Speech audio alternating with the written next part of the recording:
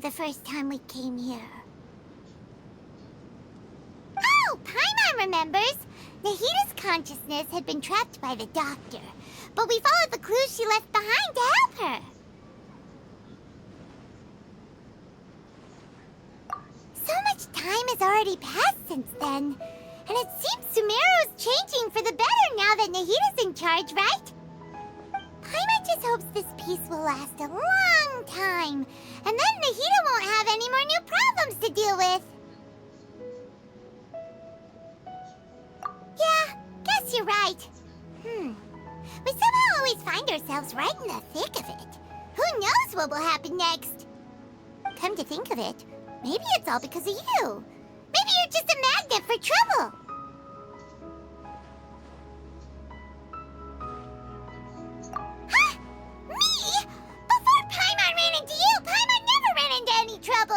At most, when she was super tired, Paimon got caught in some strange whirlpool and sucked out into sea.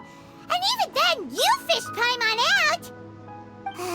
Anyway, for Nahita's sake, maybe we should think about heading to our next destination for now.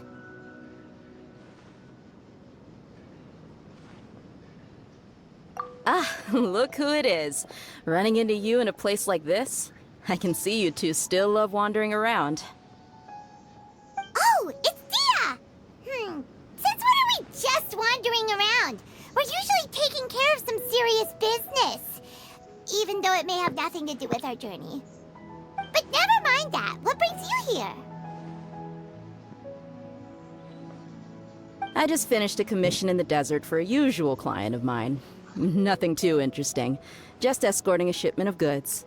I'm on my way to report back. That's when I saw you two all the way over there, chatting away. What were you two talking about, anyway?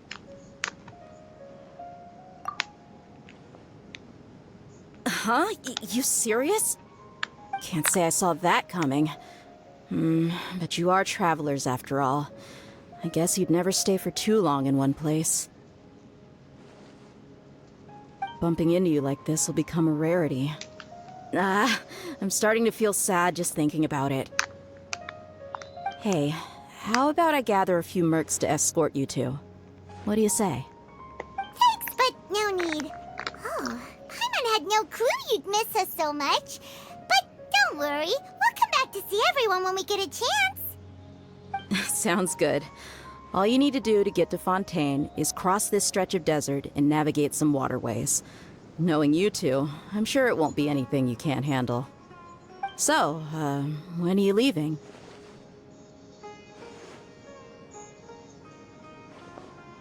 Oh, wait a sec.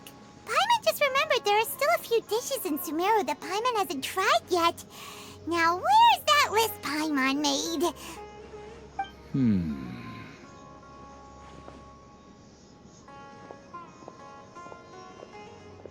I see. Guess you won't be needing a going-away party or anything. It's sad enough to see you go like this. Though, now that I think about it, Sumeru wouldn't be what it is today without you. Seems true heroes always prefer leaving quietly. By the way, should we go say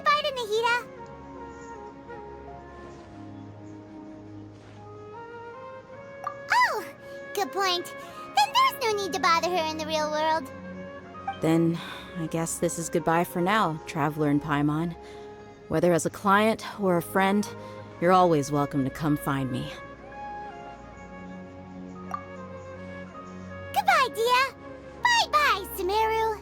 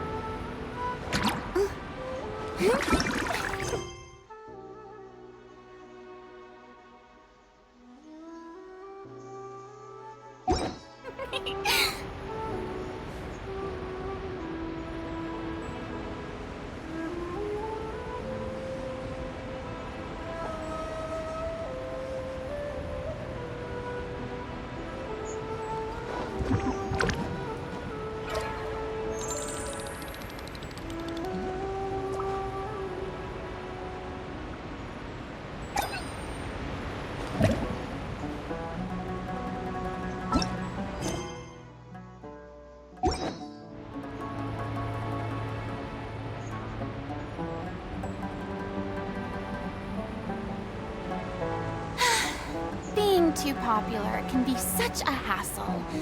Who knew the people would adore me so much?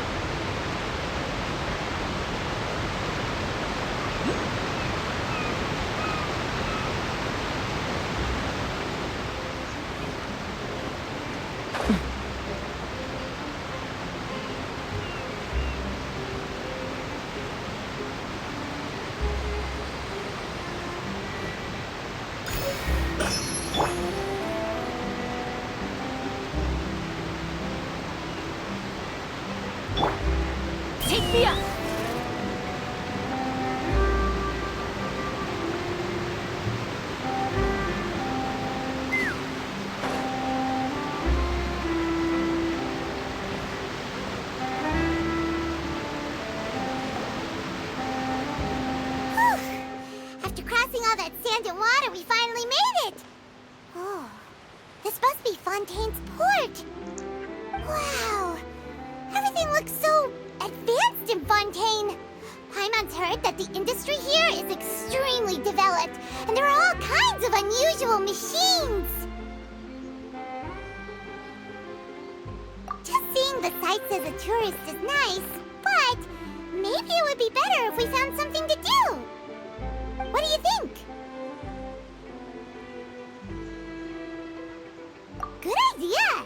Nahida gave us loads of useful information. Seeking out the Seven is probably still our best source for information at this point.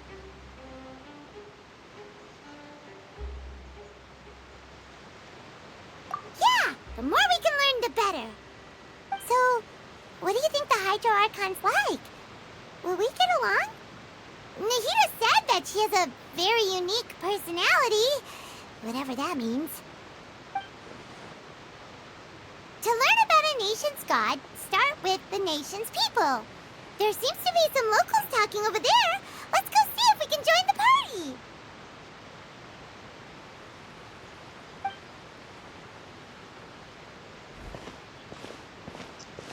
If you ask me, it's a tragedy how things ended for him. Clearly, he was a pretty decent person. Yeah, I didn't expect that kind of ending for him. I thought he would at least fight on a little longer for his family.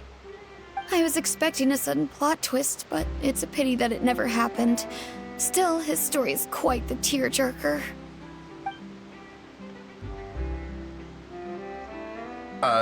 Excuse me. Can I help you two?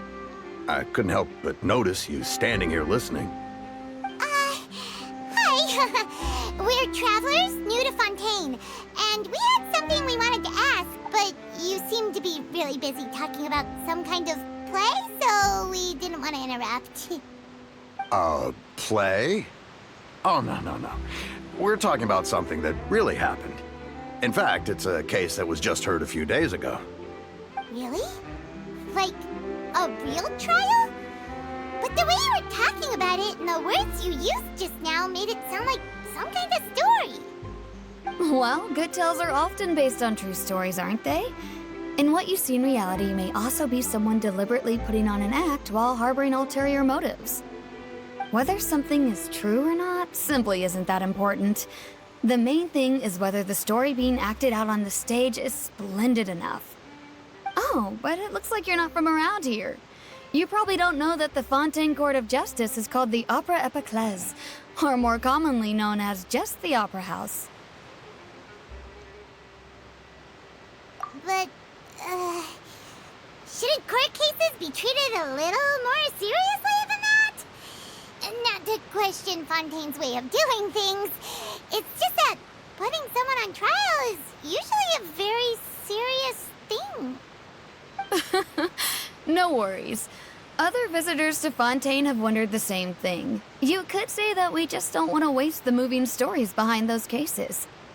And as for your worries about whether the cases are treated with due reverence, we have the absolutely just and honorable Chief Justice Neuvillete, as well as the Oratrice Mécanique d'Analyse Cardinal, a machine created by the Archon. Between the machine and the Chief Justice, false charges and injustice are a thing of the past now. Oratrice? Is it some kind of machine, too? Oh, Paimon's curious. We should check it out if we get the chance. Wait, Paimon almost forgot to ask you our question. Do you know what we should do if we want to meet the Hydro Archon? Oh, that's easy. Just go to the Opera House. Lady Furina practically lives there. You could definitely say it's her biggest passion. I think what they mean is that they wish to speak with the Archon personally. In that case, I'm afraid it's going to be a tad more difficult. You'll have to make an appointment well in advance, and it'll depend on whether or not she has any time slots available. Huh. Is the Hydro Archon super busy taking care of official stuff? Wait, didn't you say that she's always at the Opera House? No. Lady Furina seldom takes an interest with the nation's affairs. The reason it's difficult to make an appointment is simply because she's incredibly popular. That's right. After all, she is the Archon. Though she may tend to get a little dramatic from time to time, people can't get enough of her. Huh. First time Paimon's ever heard of an Archon being described that way before. Wait! Paimon gets now! The Hydro Archon is kinda like a big celebrity here, right? Yeah, I suppose you could say that. Perhaps you could even say our mascot. Hang on. This is still Fontaine's Archon you're talking about. You should show some more respect. Yes, you're right. I guess I should at least try to be a little more respectful in front of visitors. Otherwise, I might get arrested and find myself face to face with Monsieur Neuvillete. Come on. Sure, there's a lot of laws here, but nobody's going to be arrested for saying something disrespectful about the Hydro Archon.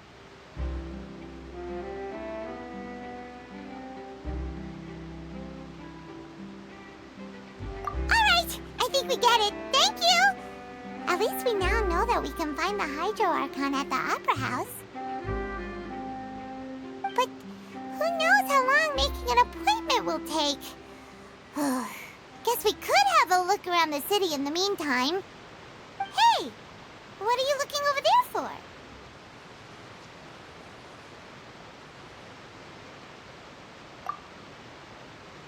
Huh. Maybe something's the matter. She isn't going to jump into the water, is she? Maybe we better go check on her.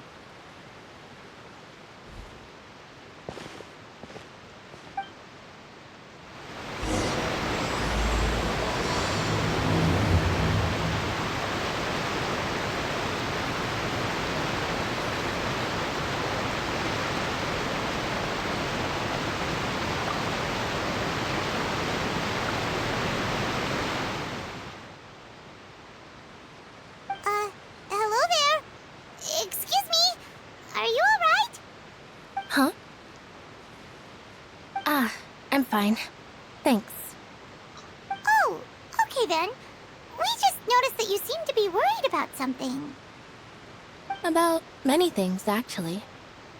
But there's nothing I can do but just keep my troubles to myself. I was just reminiscing about a place my brother and I would play when we were kids. It was just atop that hill over there.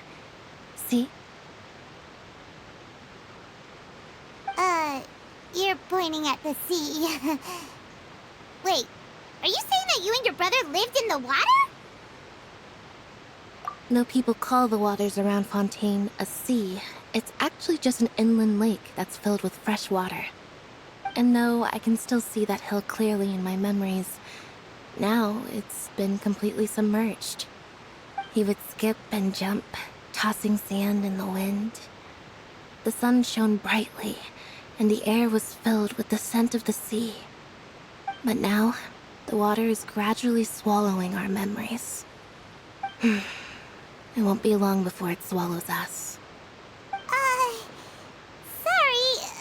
Paimon doesn't really get what you mean.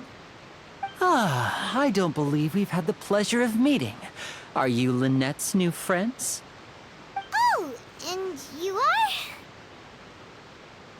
Thanks for looking after my sister. She often comes here to reminisce about our childhood, that's all. There's no need for any concern. Allow me to introduce myself. I'm Lyney, and this is my sister Lynete. If I had to guess, I'd say you must be travelers from abroad. Nice to meet you. Paimon is Paimon, and this is the Traveler. We just arrived in Fontaine. We were just talking with your sister. Even though we didn't really get what she was saying. I see. It's unusual for Lynete to be so willing to talk with anyone. In fact, she seldom speaks at all. I'm usually the only one she ever talks to. Oh, really? Then you two are just like us. Paimon's always the one talking for some reason.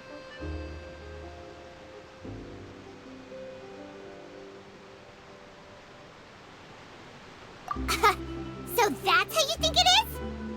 I also think my brother can be too talkative at times. Seems you were right, Paimon. We are quite similar.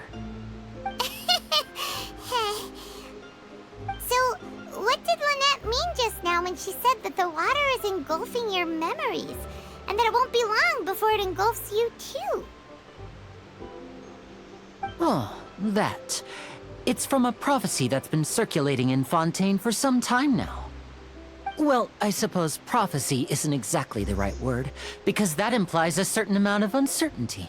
There's no doubt about what's happening in Fontaine now. Where to begin?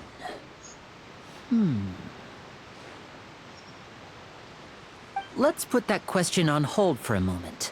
We still haven't formally greeted each other yet, have we? Did all the introductions earlier not count? Hello, traveler.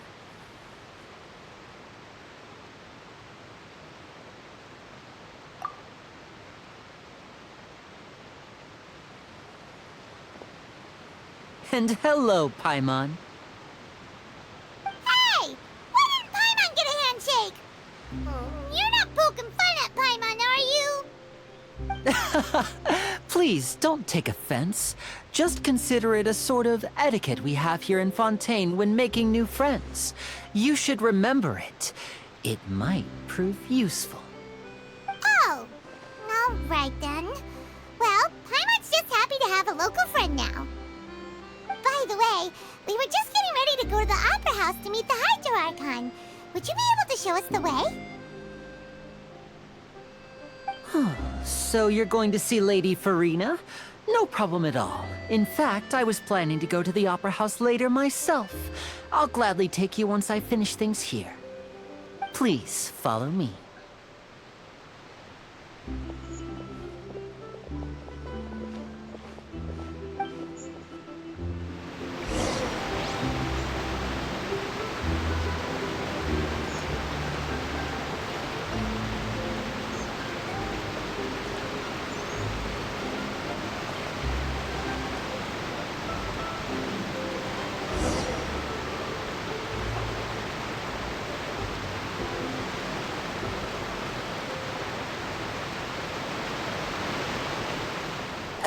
You said you were going to see Lady Furina? Well, it seems Lady Furina has come to see you.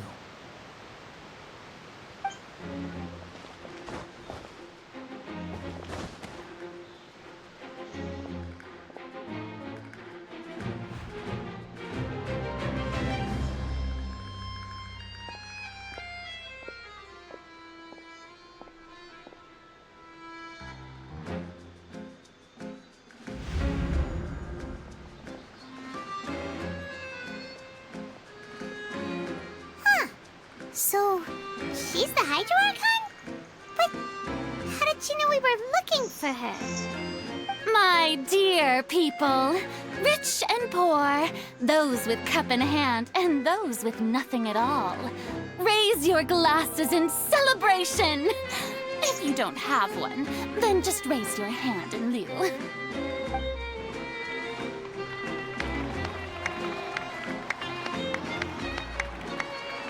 As you can all see, two unfamiliar travelers have arrived in our nation.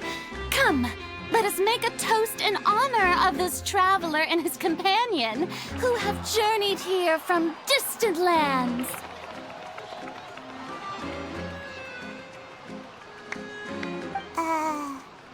Is she talking about us?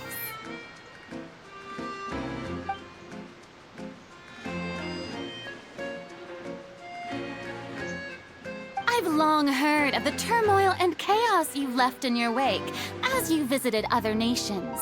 But I welcome you nevertheless. No, I have come to receive you personally. Fear is for insignificant cowards. I am a god, and I will never entertain the notion of such meaningless wariness. You can be rest assured, I see clearly your sincerity.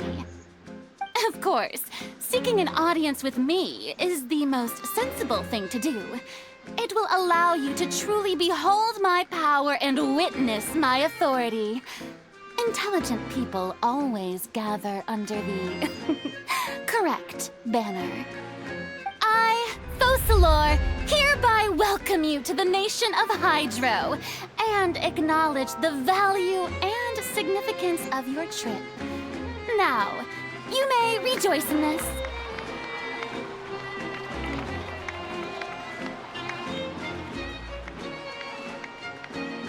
Yeah, Paimon still can't believe it. Feels like we've only been here for a few minutes. But the Hydro Archon's entrance was, how should Paimon describe it? A little over the top?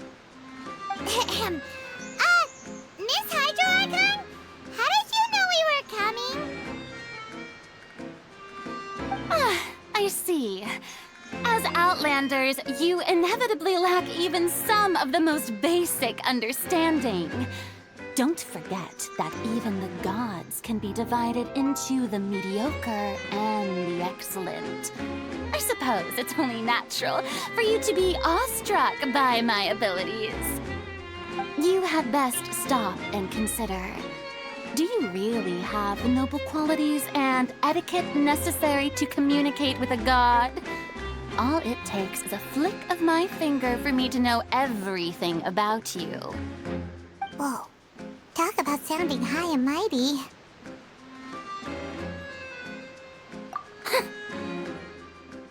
Oh? What's with these looks? Perhaps the welcoming ceremony still isn't enough? What else should I say then? Is she waiting for us to start talking? Wow, I didn't expect to see Lady Furina here. What a surprise! Wait, does this mean they're the legendary blonde traveler?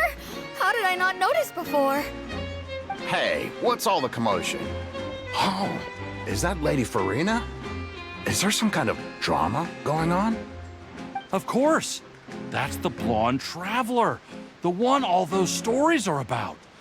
Lady Furina came here to personally see him. Oh, I bet this is gonna be the duel of the century. Ooh, I've got to see this. I knew Lady Furina would never disappoint.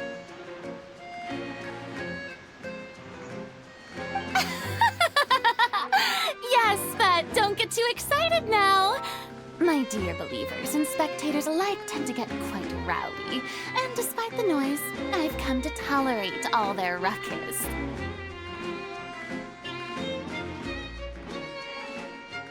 You may consider this my reward to all of you. I have determined that there will be an epic duel between myself and this traveler from another land, just as you were hoping to see. Now she wants to fight? Aren't we getting a little ahead of ourselves?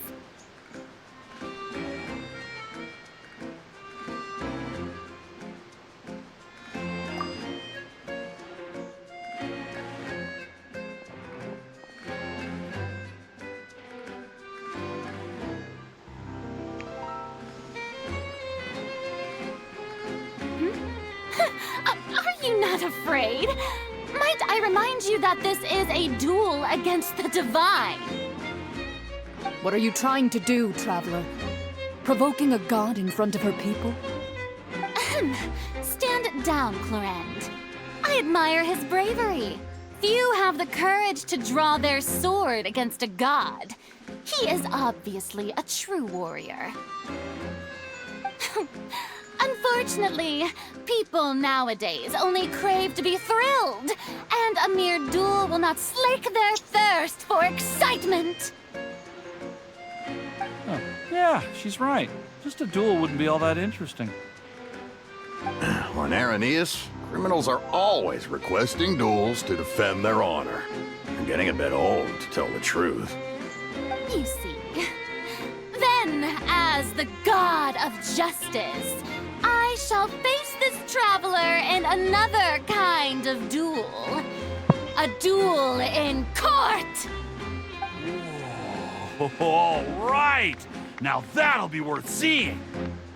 Right. This is Fontaine, after all. Such a grand opera house, it would be a pity not to use it. Why do you care so much about the crowd's reactions? Seems you've spent a little too much time in the opera house. Besides, how exactly do you plan to have a duel in court? You mean you're going to put us on trial?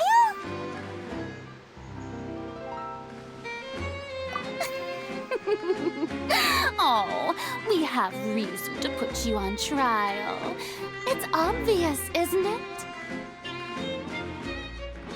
According to Fontaine law, no one is permitted to release any flying objects within Fontaine city limits during the first 3 days of each month. You are clearly guilty of violating this law, no? Oh, so that's what they've done wrong. That's our Lady Furina. No one knows the laws of Fontaine like she does. You call that obvious? What kind of law is that? Wait, flying object? You mean Paimon? Precisely! Now, if you You have no objections. Then, in the name of the Hydro Archon, I order your arrest. My apologies, Lady Furina. I don't mean to spoil the fun, but if you would allow me to interject, I don't think that Paimon here meets the definition of a flying object. You tell her, Lyney! Finally someone who's not crazy. How could anyone call Paimon a flying object? Ah, great magician Lyney, my beloved citizen. I'll permit you to object, but how exactly do you plan to prove your claim?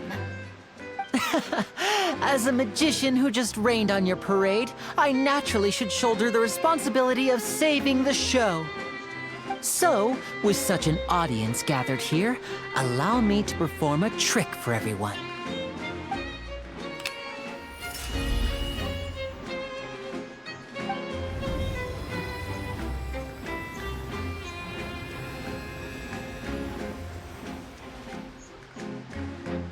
Ta-da!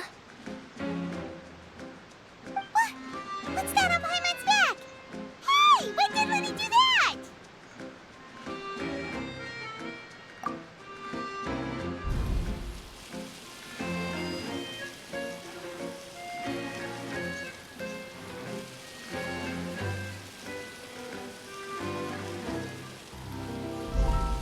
There.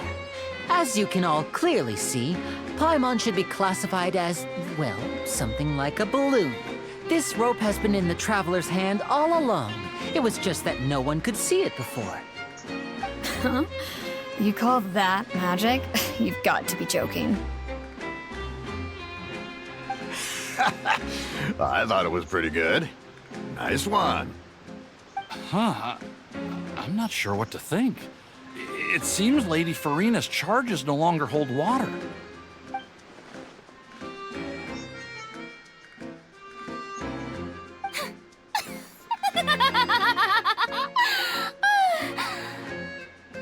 Amusing. Very amusing, Lyney. Just the sort of unexpected twist that I enjoy. With you here, today's performance can finally be called complete. Performance? You see all this as a performance?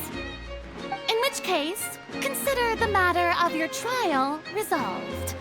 The god of justice will not bring charges against an innocent person.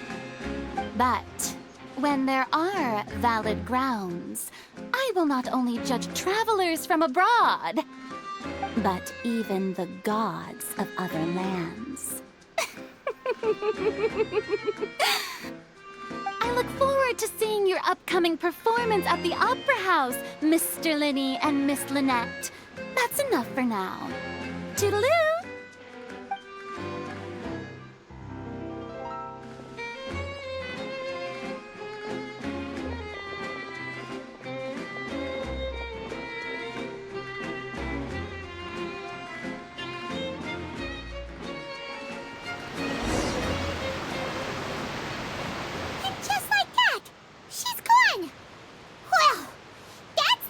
Unpredictable Archon Paimon's ever seen. You never even had a chance to ask her anything.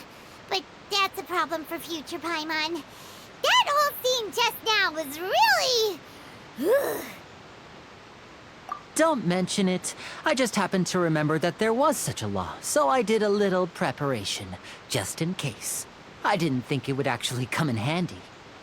So, now do you see what kind of god Lady Furina is? She can be a bit confusing at times, but she is still amenable to reason. Anyway, Paimon had no idea you were a magician, Lyney. It sounded like you'll be performing at the Opera House, right? I just know a few simple tricks I use to make a living. Lynete is my assistant.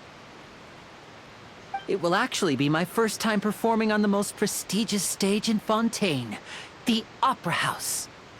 But isn't the Opera House where criminal trials are held in Fontaine? When there are no public trials being held, the Opera House hosts a variety of other performances. To the people of Fontaine, the line between a trial and a performance can be a little blurred. And speaking of performances, I would be remiss to forego this opportunity gifted by fate. Might I invite the two of you to see my performance? My brother's always excited to make new friends. Oh, sure. We don't really have anything to do now, and we wanted to go to the Opera House anyway. Splendid. In that case, why don't we go together? I'll show you the way. I just have something to take care of first. You really mean it? Then I'll take you up on your offer. This is a magical item known as a magic pocket. Perhaps you can help me distribute them to the people here. Huh? What are they going to use it for? About that... You asked me before about the prophecy, right? Let me start by telling you a little more about what it entails. I'm not sure exactly when it began, but a prophecy has been circulating around Fontaine. It says that every person in Fontaine is born with sin. No matter how the nation of justice holds trial after trial, this sin cannot be absolved. Until one day, the water levels in Fontaine will rise, and the sinful people will slowly be drowned. In the end, the people will all be dissolved into the waters, and only the Hydro Archon will remain, weeping on her throne. Only then will the sins of the people of Fontaine be washed away. That sounds pretty gloomy. Why are people in Fontaine born with sin? What is that supposed to mean? There are lots of guesses. Some say that the ancestors of Fontaine stole the power of the seas and stirred its wrath. Others say that the people of Fontaine never heeded the first Hydro Archon's warnings and offended Celestia. But here in Fontaine, evidence is what matters. There hasn't been concrete evidence for any of these claims, so they can only be regarded as conjecture. If even the people in Fontaine don't know what sin they committed, wouldn't it be better just to ignore the prophecy completely? Why bother feeling guilty all the time? That's exactly what the people did at first. But in the last few years, the water levels in Fontaine have actually started rising. Many places have already been completely submerged, and now lie beneath the sea. Many people carry on with their lives as before and shrug it off as a natural phenomenon. But my family and I think that the people of Fontaine shouldn't ignore the possibility, which would end up sentencing them to death. We hope that at least the people who reside near the waterfront can move away before it's too late. So, we've started distributing magic pockets to them. As a magical item, these magic pockets have astonishing capacity. I'm sure they will come in handy when people are moving their belongings. Oh, Paimon gets it! It's like preparing for a rainy day! But this is more than a bit of rain. Perhaps only absolute power could ever contend with such a catastrophe. But who knows? We're just tiny specks in the grand scheme of things. Now, if you'd like to help, then please give these magic pockets to anyone nearby. Be sure to convince them to take it, regardless of what they say.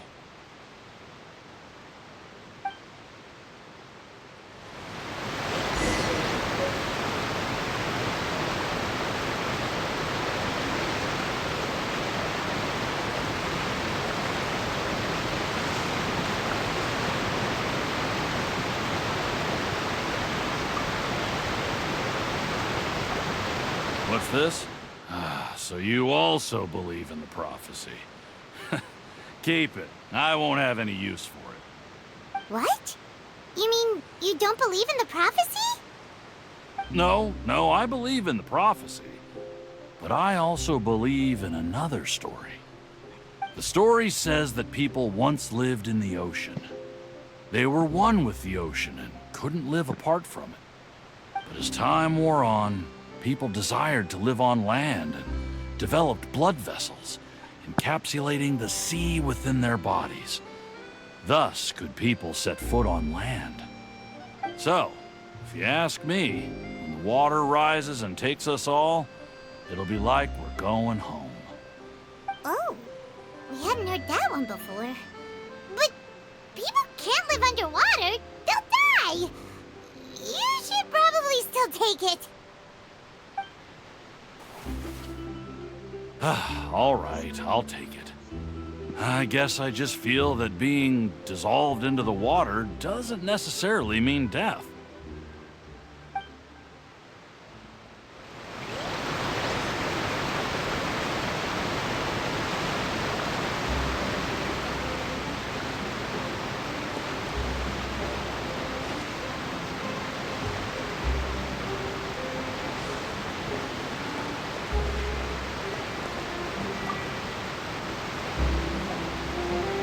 So you're the blonde traveler that everyone's been talking about.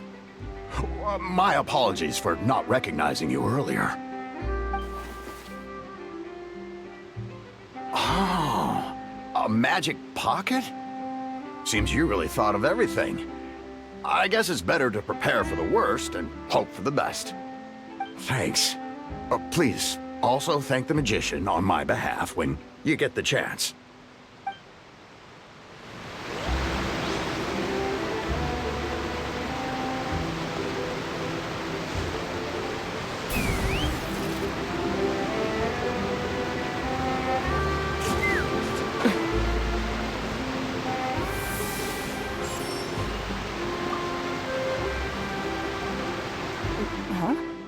I don't want that thing. Way I see it, if the prophecy's true, it's still gonna be a long time before the water can cover everything. Life is all about living in the moment. What use is there in worrying about the future all the time? We'll cross that bridge when we get to it. You should still take it. You never know when it'll come in handy. Oh, all right, fine. Thanks. It's just that if I start moving, that means I've already given up on the life I have now. I'd really rather not.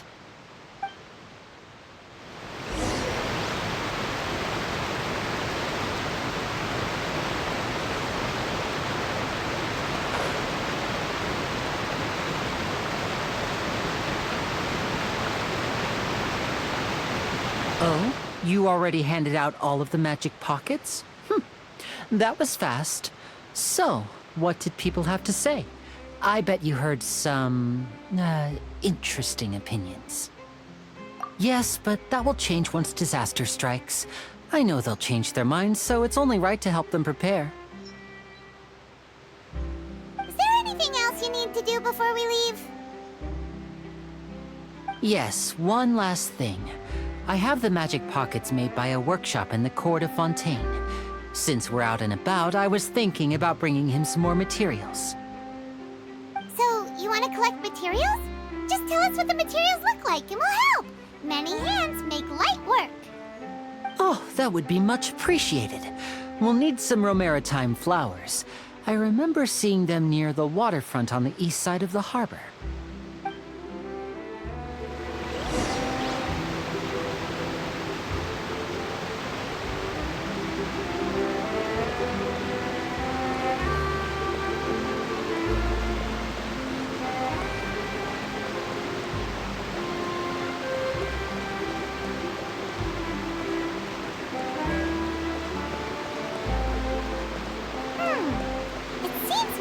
Use Hydra to collect Romaritime flowers.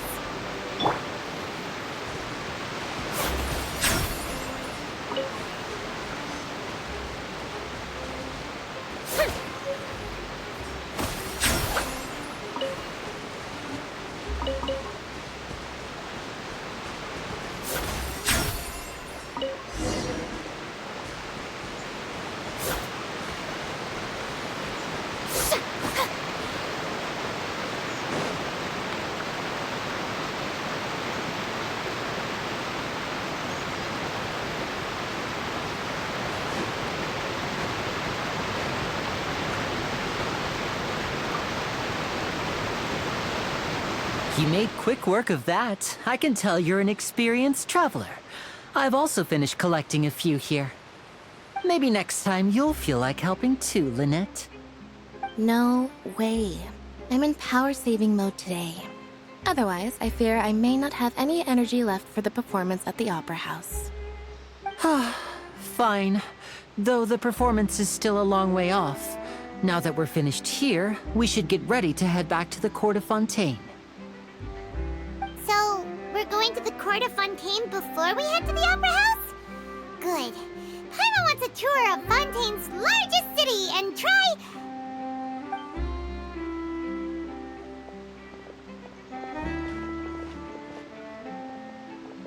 Wait, shh. Have you noticed that person over there? The young girl. Huh? What's wrong with her? Paimon didn't notice anything. She's obviously a thief. Magicians and thieves practice similar methods. We divert attention, and a distracted audience is one that won't discover what you're really doing. Watch her movements carefully.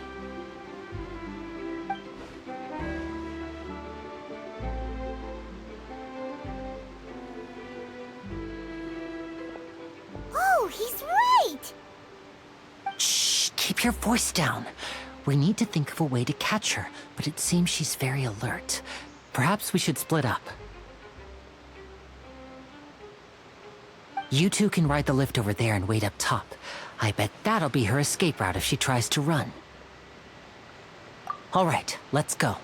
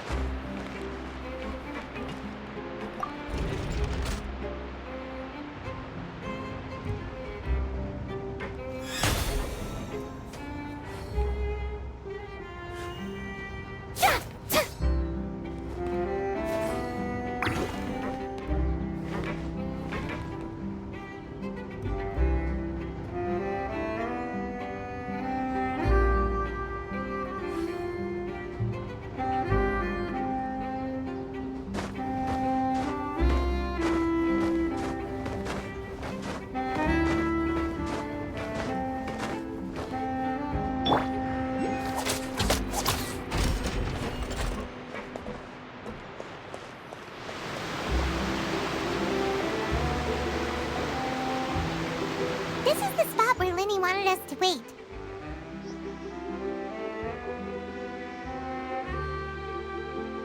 Oh, look! Isn't that her?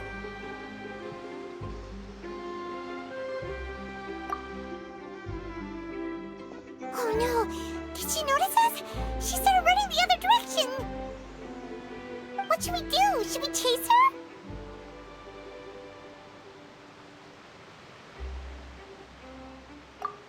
You're right. She might also be trying to lure us away.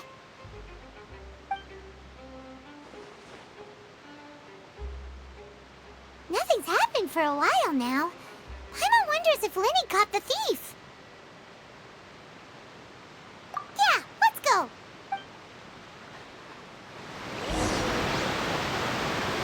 How long will it take if I set up?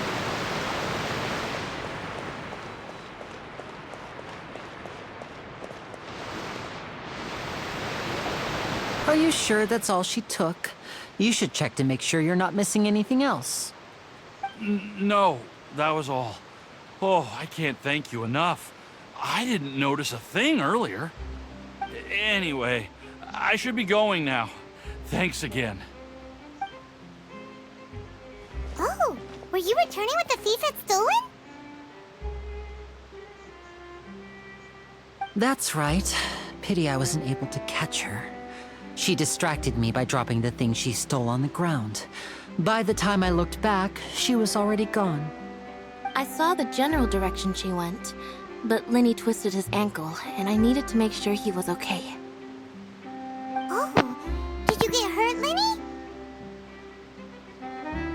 I'll be all right. It's just a twisted ankle, that's all.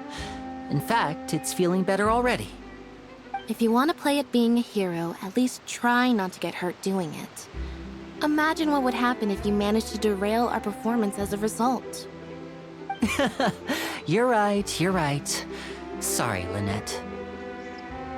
I have to admit that the thief was even more skilled than I had anticipated. But at least we were able to get the stolen items back, so it wasn't a complete failure. What a slippery little thief! Guess things turned out all right in the end, though. Lyney's initiative paid off! All right, let's put this little detour behind us. We should go to the Court of Fontaine now.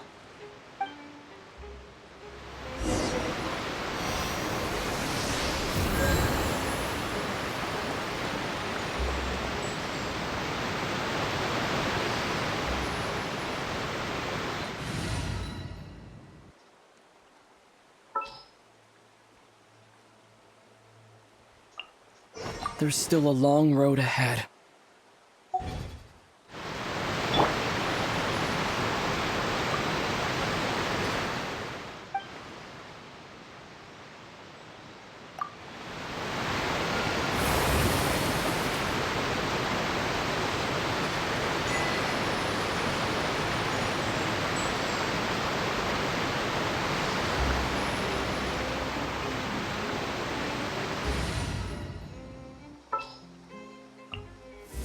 The campaign begins.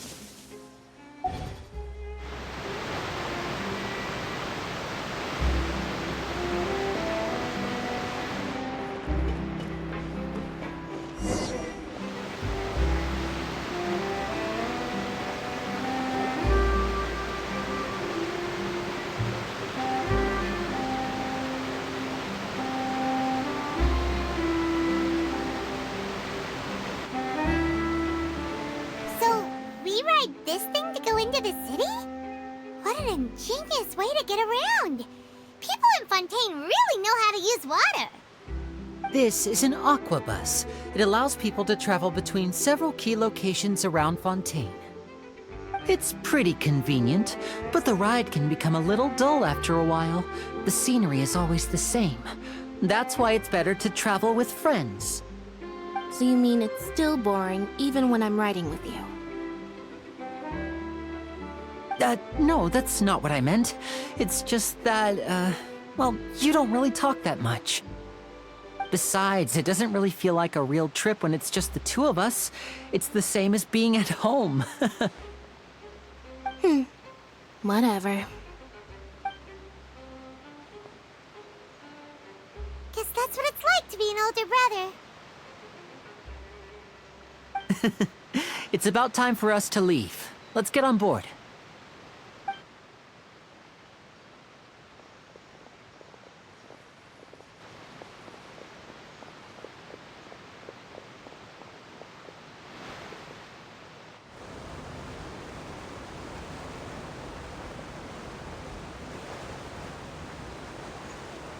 Oh, excuse me! Aren't you the great magician Lyney and his assistant Lynete? Hello. I don't believe we've...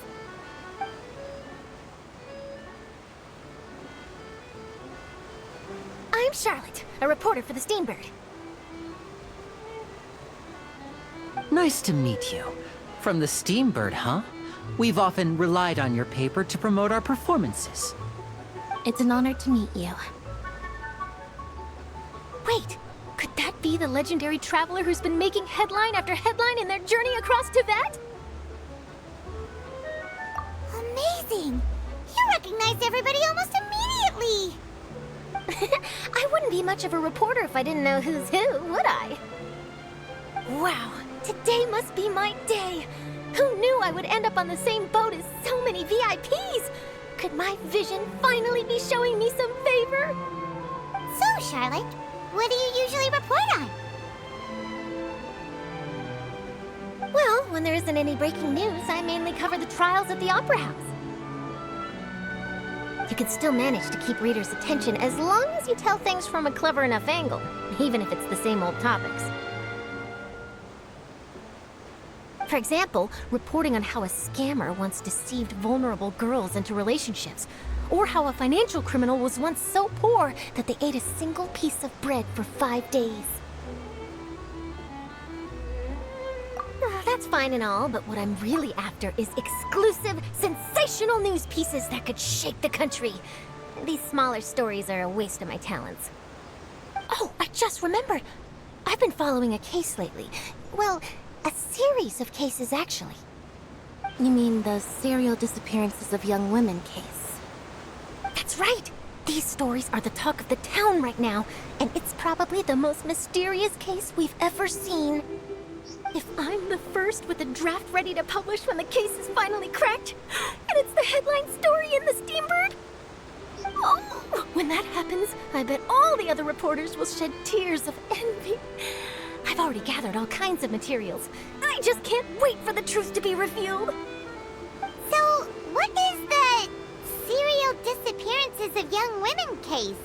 You mean the culprit hasn't been found? That's right. The first missing girl case happened almost 20 years ago. And ever since, after a period of time, another girl disappears.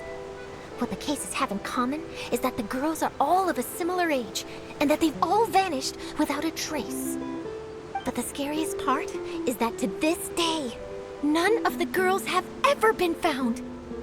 Many suspects have been arrested over the years in connection with this case, but shortly after each arrest, another disappearance would always happen.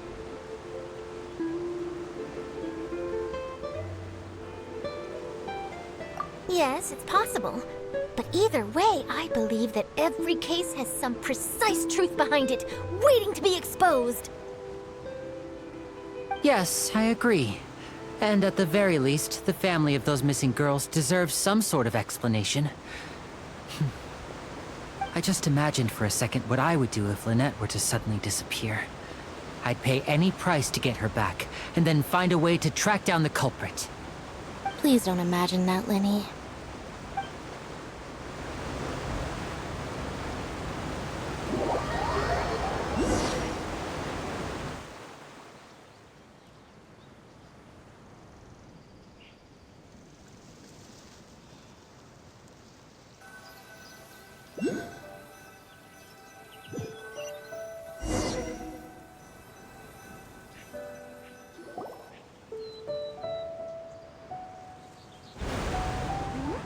Hey, we're almost there! Look!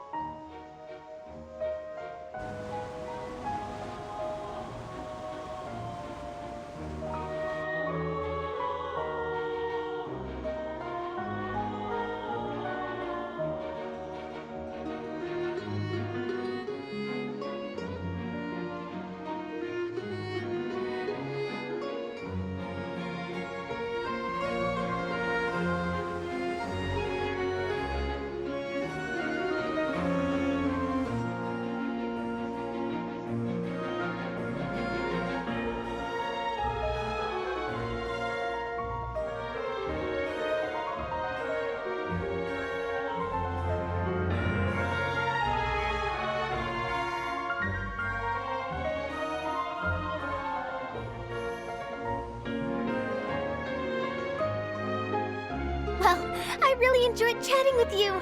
Life should be full of pleasant little surprises like this. Yeah, us as well. The ride went by too quickly. I have an interview to get to. I should get going before I'm late.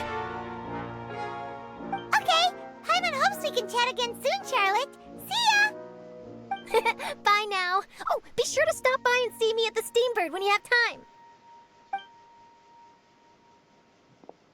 What a tough job. Always running around and interviewing everyone. Well, where should we go now? If you don't mind, how about we stop by my home first? Besides, I still have all the materials we collected. Sure, we wouldn't mind at all. This city is so huge, Paimon wouldn't know where to start anyway.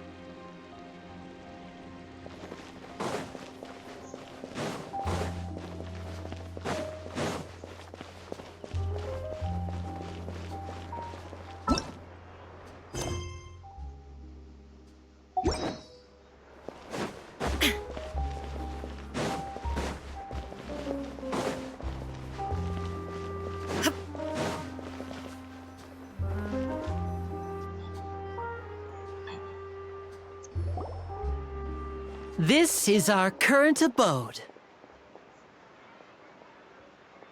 Ah, Fremine, you're home. Where did everyone else go? I have some new friends that I would like to introduce. Oh, they all just went out a moment ago.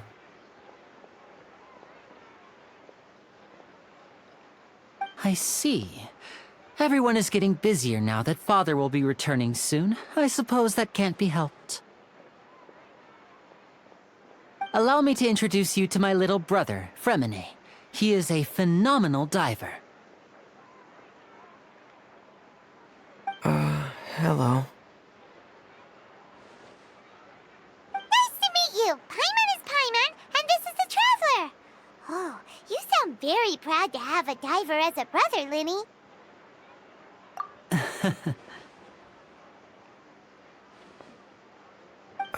Lyney, could you come here for a moment?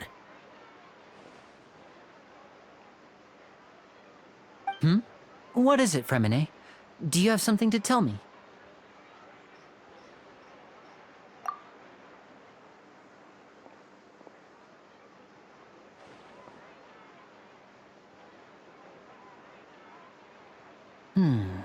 Okay, I see. Is everything all right? Oh, it's nothing. We were just discussing a little housework. Sorry for the interruption. Oh, before I forget, the Traveler and I collected more materials to make magic pockets. Were you able to get any, Fremine? Yes, I went diving and gathered lots of materials. I was about to give them to you. That's our Fremine, always quick with the underwater work. All right, I'll take these to the workshop.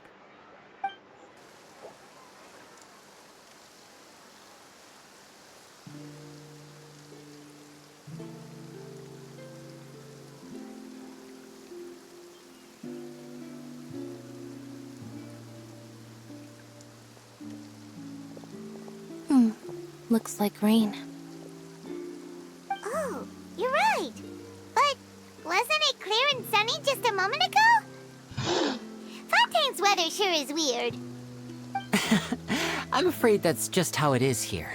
It often rains on days where there are trials being held in the Opera House, but don't worry, it'll clear up soon enough. What's wrong, Fremine? There's a legend about the rain that I tend to believe. It's said that a dragon of water once resided in Fontaine. Though we don't know where the dragon went, every time it weeps, the skies will cloud up and pour out rain. When I was a child, my mother told me that if I wanted to go outside and play, I should yell toward the sky at the top of my lungs. Hydro Dragon! Hydro Dragon! Don't cry!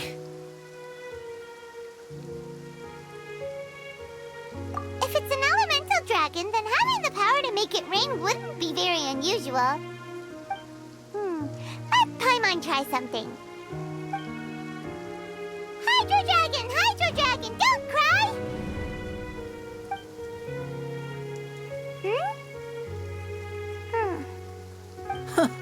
Doesn't seem to be of any use. It is just a legend after all. You know, you might be a more popular magician if you understood the concept of romanticism. Or could at least play along. Sorry. It might be because we've never met the Hydro Dragon. Perhaps it can't be comforted by the words of strangers.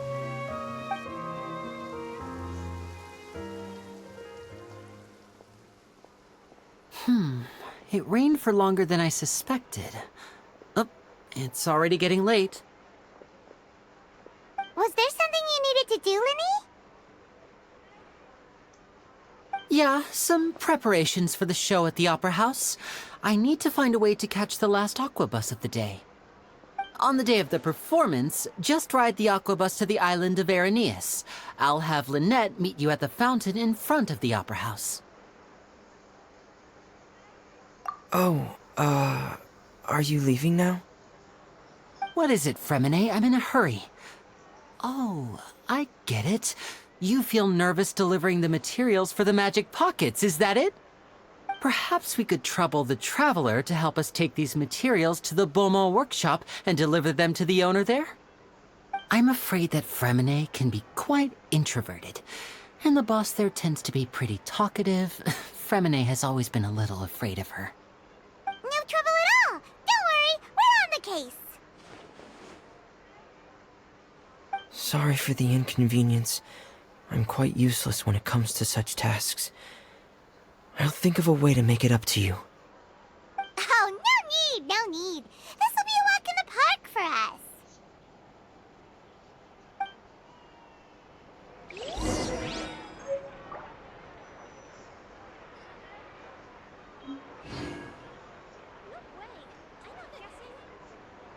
Fresh fruits, sweeter than syrup.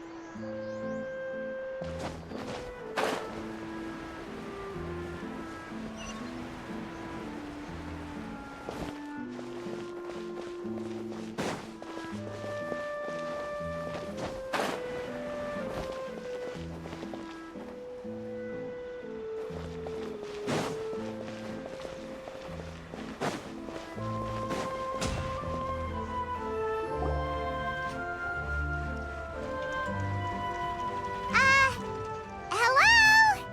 Is there anyone here?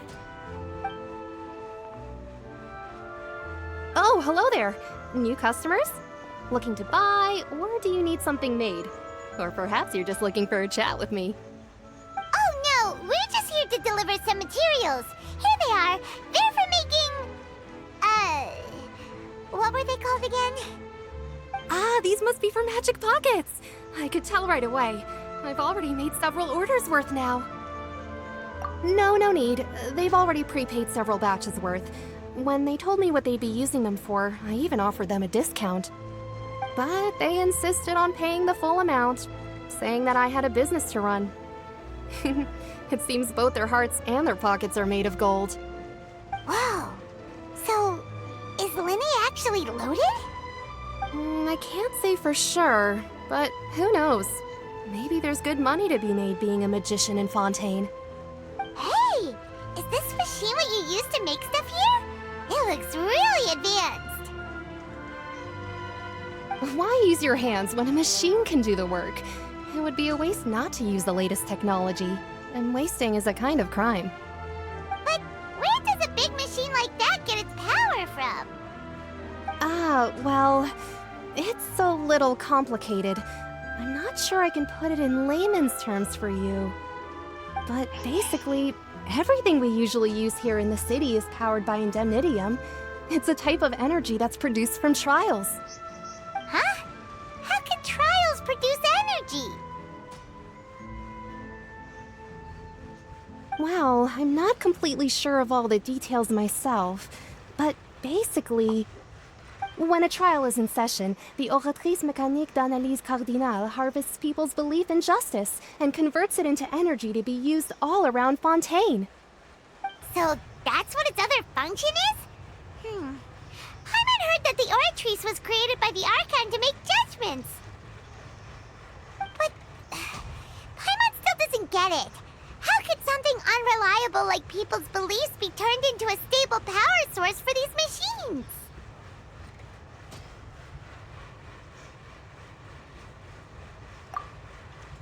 Oh, yeah! So that means the Hydro Archon relies on the machine to take the energy created by belief and turn it into power for all of Fontaine, right? Even though I've never heard anyone really put it that way before, it sounds like it makes sense. Besides indemnitium, we have another type of energy called pneumosia. It isn't produced by the power of the Archon, but it is unstable by nature. Even now, it still cannot be widely used by civilians. I thought I'd find you hard at work, but here you are chatting the day away. Since you're already talking, I'm sure you wouldn't mind a few words with me. You again? Didn't I already promise you that I'd have the more I owe to Confrérie of Cabriere by next month? Why are you hounding me now? Yeah, but how do we know that you won't go running off by the end of this month? I want 50% today. Wait, no, 70%. Huh? You... Seems business isn't so great for the workshop. We've already finished our job and delivered the materials. Maybe now's a good time to leave? Hey, hold on! Before you go around trying to collect payments, why don't you settle your own debts first? If Confrérie of Cabriere wants to poach clients from Northland Bank, that's fine. But I'm afraid you still owe the bank a hefty sum of mora. So why don't we work things out between us first, before you get back to your little conversation here? You're from Northland Bank. But we said we'll pay everything we owe next month. Why are you hounding me now? Traveler, Paimon! I didn't think I'd run into you here in Fontaine. What are the chances? We're surprised to see you too! What are you doing here in Fontaine? You didn't want to stay in Snezhnaya? Long story short, I've already been in Fontaine for some time now, and honestly, things have been pretty boring. But it seems that fate brought our paths together today. Not only will I have some good friends here now, but ones who always seem to find trouble. Either way you look at it, it seems things are going to get a lot more interesting now. Pretty sure we'd want to avoid anything that you'd find interesting. Besides, our trip here has gone pretty well so far. Right, Traveler?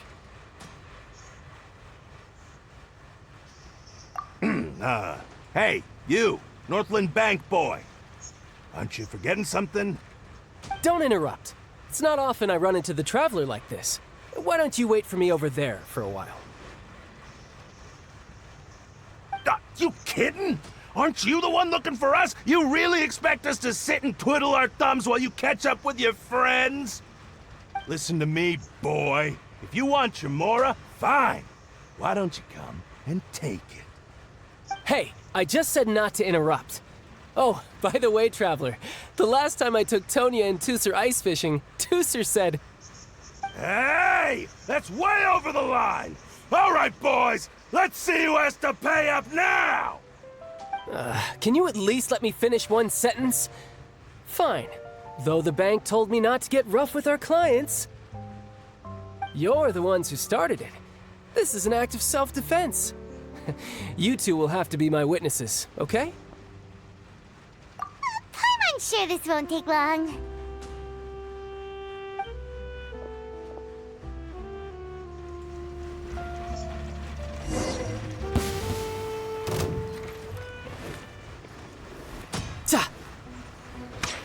You can run, but you can't.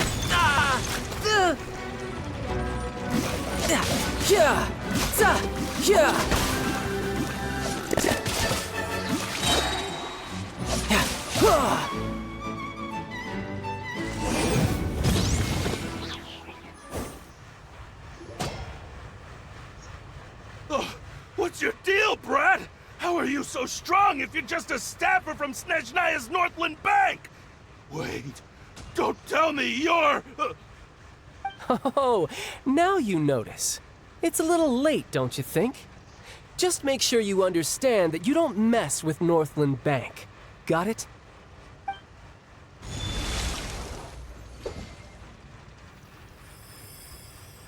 Huh? Now's my chance!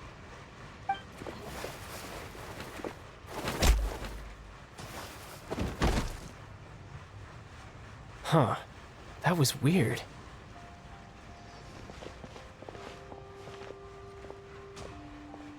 I'm not sure. It's as if I suddenly lost control of my hydro powers when I needed them. Maybe there's something wrong with my vision? Strange. How could that happen? First time Paimon's ever heard of someone losing control of their vision. Never mind. It doesn't matter. If I want to stay sharp, I shouldn't be relying too much on my vision anyway. Besides, I always have my delusion in case I need it. So what are you doing in Fontaine, child? I don't see it's work for Northland Bank. Well, I guess it's because I've been in a bad mood lately. Huh? What kind of reason is that? Wait, since when do you feel down about anything? I don't know. maybe I still have a lot to learn about myself. But recently, there seems to be some sort of restless power stirring inside of me. And I don't know why, but every now and then I feel like I'm in a terrible mood. Maybe you losing control of your vision just now is connected with that power you're feeling inside. That is a possibility. I can't remember if I ever mentioned it before, but when I was 14, I fell into some unknown abyss. It was during that time I learned nearly all of my abilities. The one who took me under her wing and taught me was named Skirk. She was always quiet and very mysterious.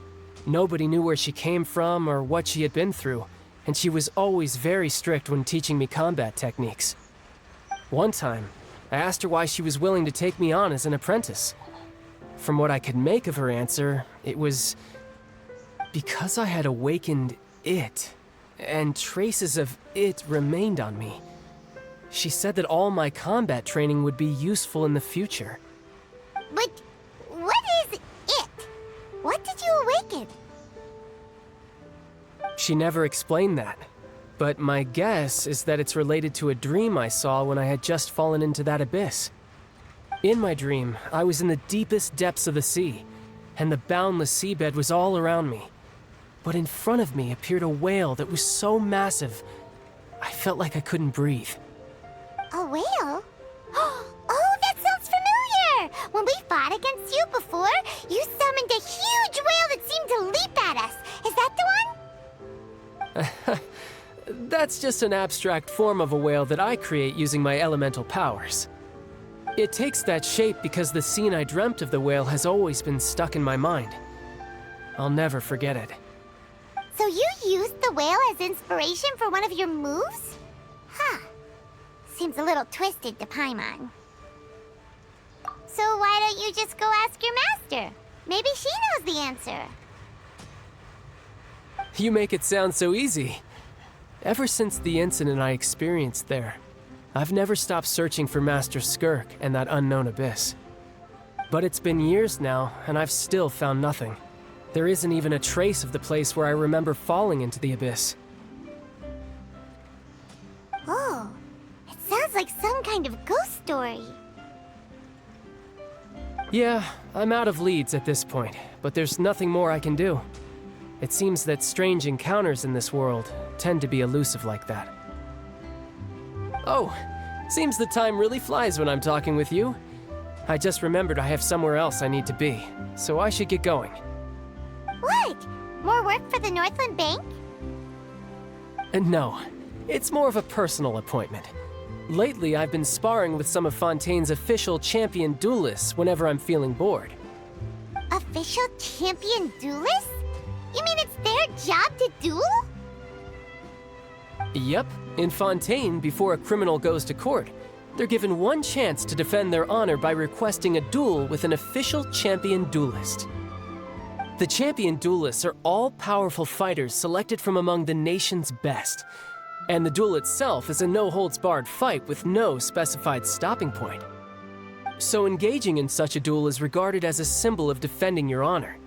If a criminal manages to win the duel, they'll be acquitted. But if they lose, they'll have no choice but to stand trial. And the worst-case scenario is that you're simply killed in the duel. Though it's rumored that Fontaine has a death penalty, from what I can tell, no one has ever been officially sentenced to death. So really, the only people who opt to duel are those who have suffered a grave injustice in being accused, or those who greatly value their honor. Otherwise, why gamble with your life? So, do many people actually get out of their trials by winning the duel? Apparently, it's exceedingly rare for anyone to actually win. Fontaine probably enacted this system as a way to show that the nation respects the honor of its citizens. Besides, none of the champion duelists are to be trifled with, which is exactly why I was itching to face them as soon as I got to Fontaine. Apparently, the one I'm meeting today, Clorinde, is the strongest of the champion duelists. I had been asking her for some time before she finally agreed to face me today. Well, that's Childe for ya. Paimon feels like we heard that name somewhere before. Clorinde. Huh. Oh, before I forget, I want you to have this. Huh? Your vision? You're seriously just giving it away? I'm just worried that it could become uncontrollable again. I'd be pretty upset if it got in the way of my duel, so I think I'll be better off without it for now. Besides, I just need you to hold on to it for a short while. I'll come retrieve it when I have some time later. Paimon knows what you're up to. You just want an excuse to come talk to us again, don't you? Whatever gave you that idea? I'll be in touch later.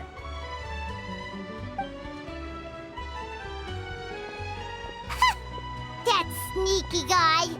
He said he's been feeling down lately, but he seemed the same as ever to Paimon. Well, seems we don't have much to do for now. We might as well walk around and see the city before Lyney's performance.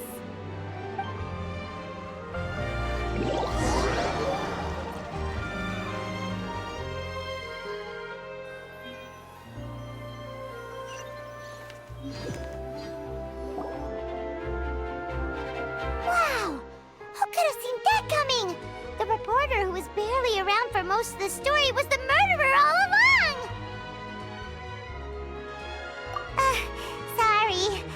Paimon was just surprised, that's all. Whew. Paimon never saw that twist coming. The murder mystery novels here are amazing!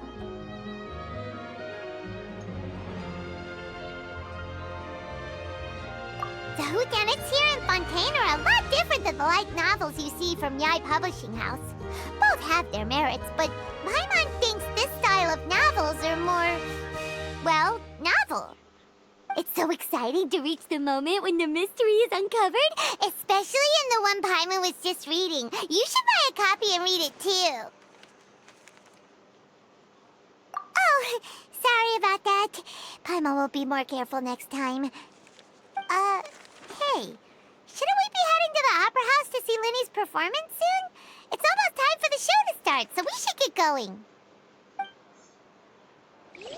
Lyney said that the Opera House is on Aranias, so let's go ride the Aquabus!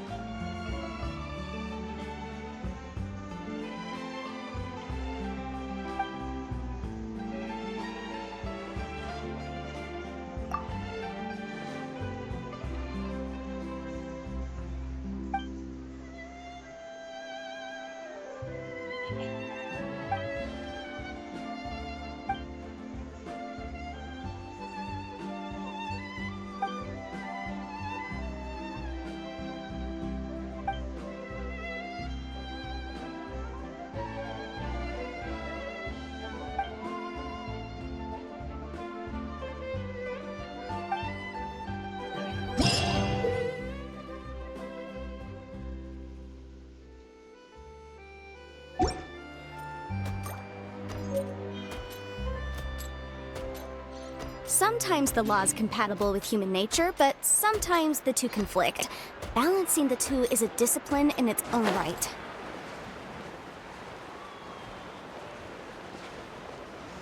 Every scent tells a story.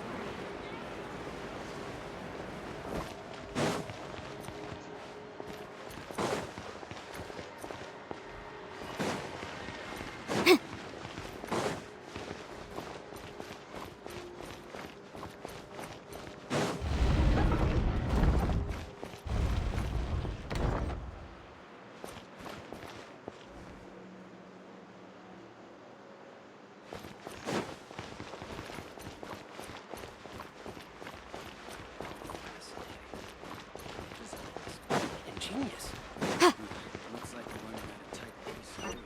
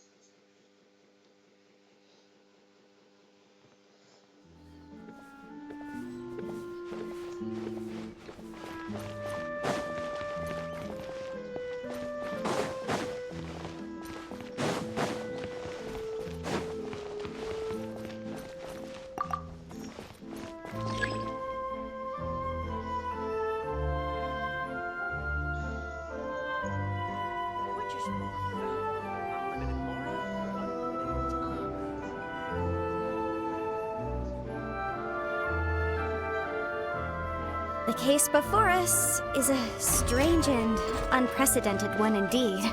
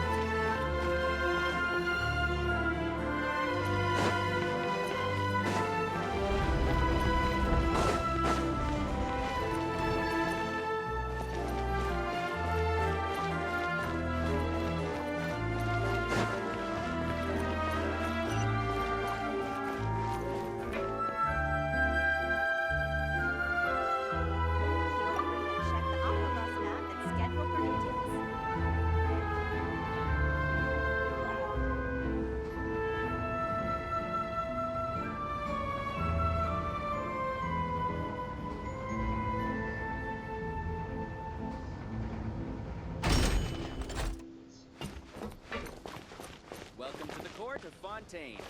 Please, watch your step.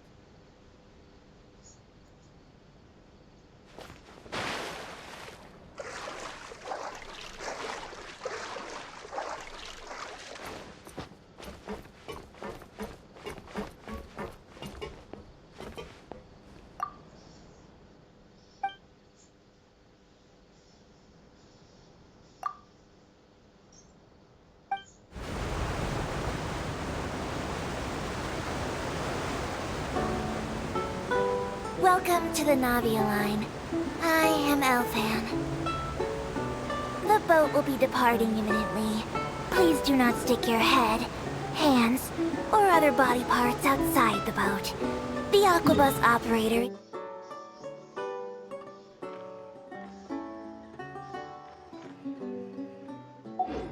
is not responsible for any accidents or injuries resulting from doing so. Also, please remember to buy the Steambird, though I don't read it myself. The destination of the current tour is Erinias. Points of interest worth visiting include the Fountain of Lucine and the Opera Epiclese. If you look to the left in the direction we are currently traveling, you will see the famous Fontaine Research Institute up in the sky. An experiment gone wrong turned a new sightseeing opportunity. Human ingenuity truly is a wondrous thing.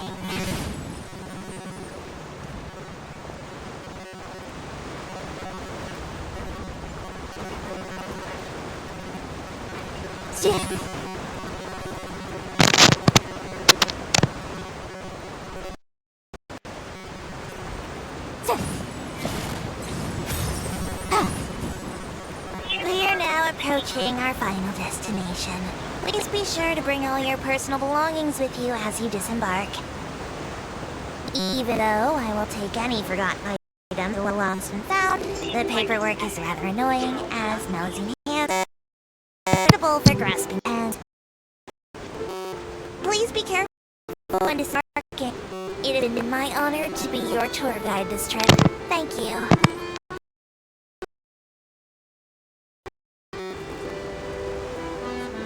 Discipline in its own right.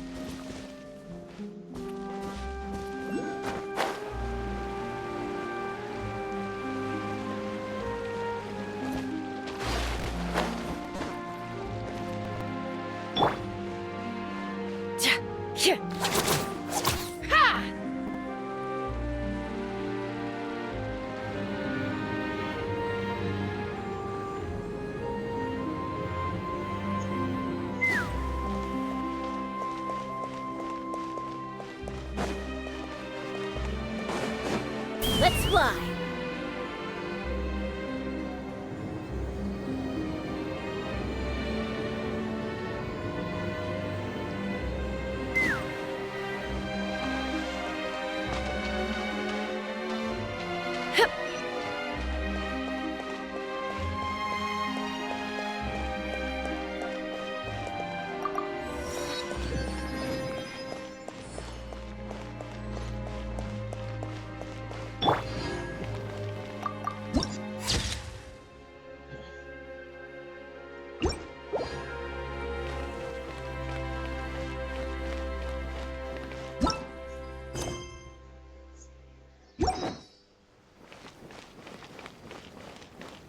I can't wait to see how this turns out.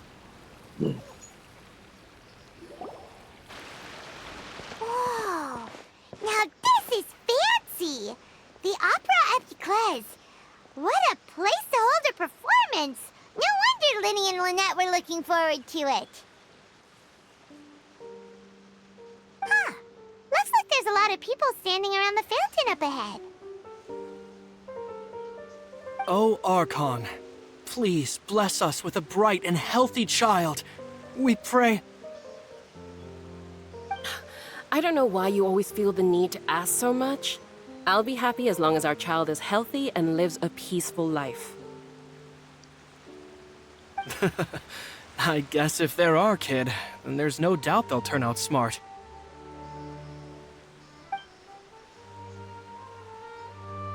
Maybe this is one of the customs in Fontaine.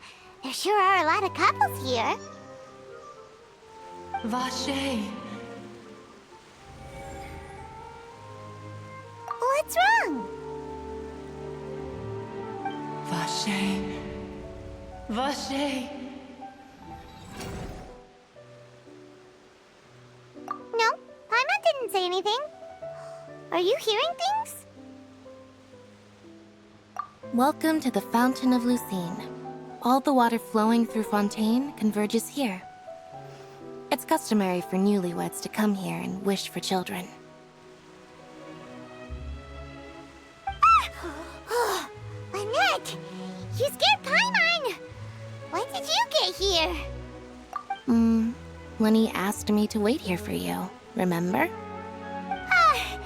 Right. What do you mean? There are a lot of people here right now.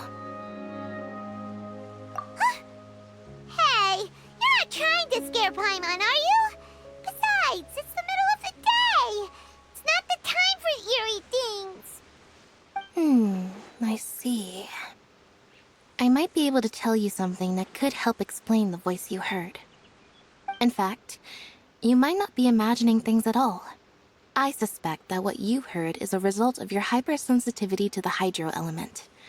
Others in my family have had similar experiences. It's because of his sensitivity to the hydro element? But what would hearing a voice have to do with elemental power? When do you cry, Paimon? Wait, what? What does that have to do with anything? Just answer me. When do you cry?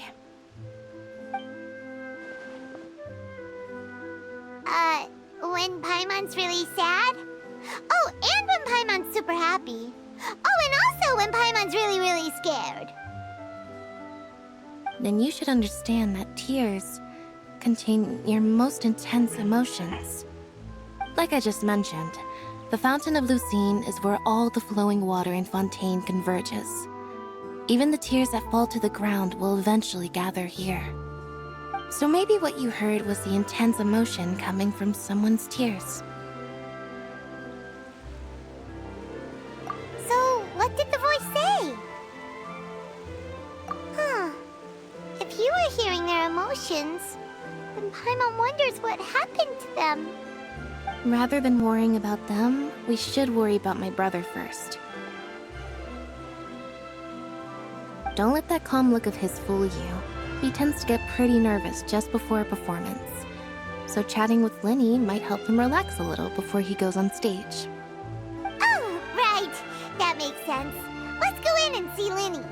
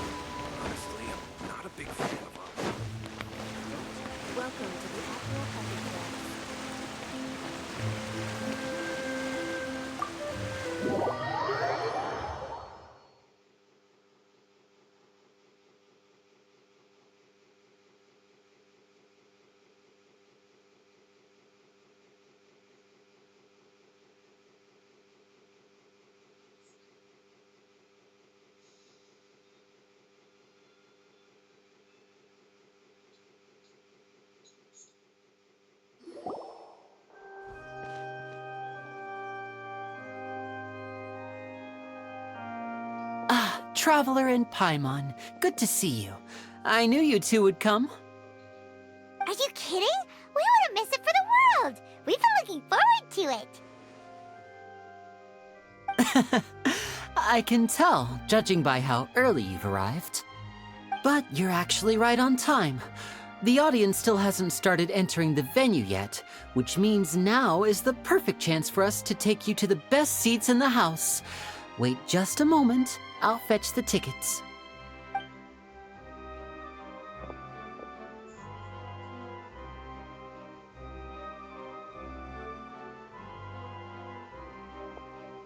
The Opera House has assigned seating, so you always have to make reservations. I've already reserved your seats, and here are your tickets.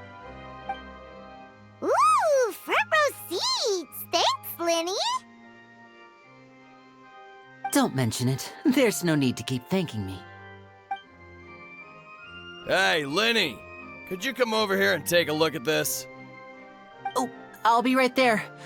Seems there's an issue with the stage props over there. That's Cal, my assistant, calling me. I'll go lend him a hand. Yeah, we'll just go to our seats. You go ahead, Lyney.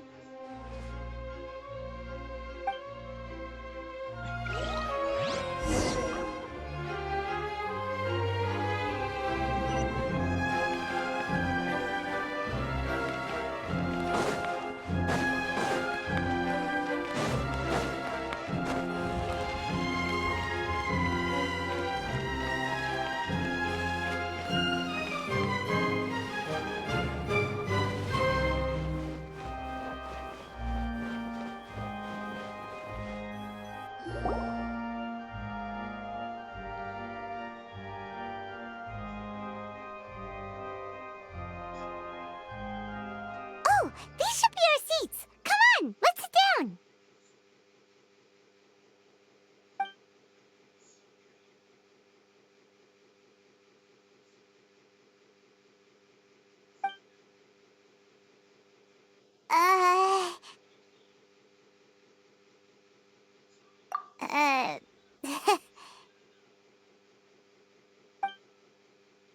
Hey, Traveler. Maybe we should strike up a conversation with the person next to us.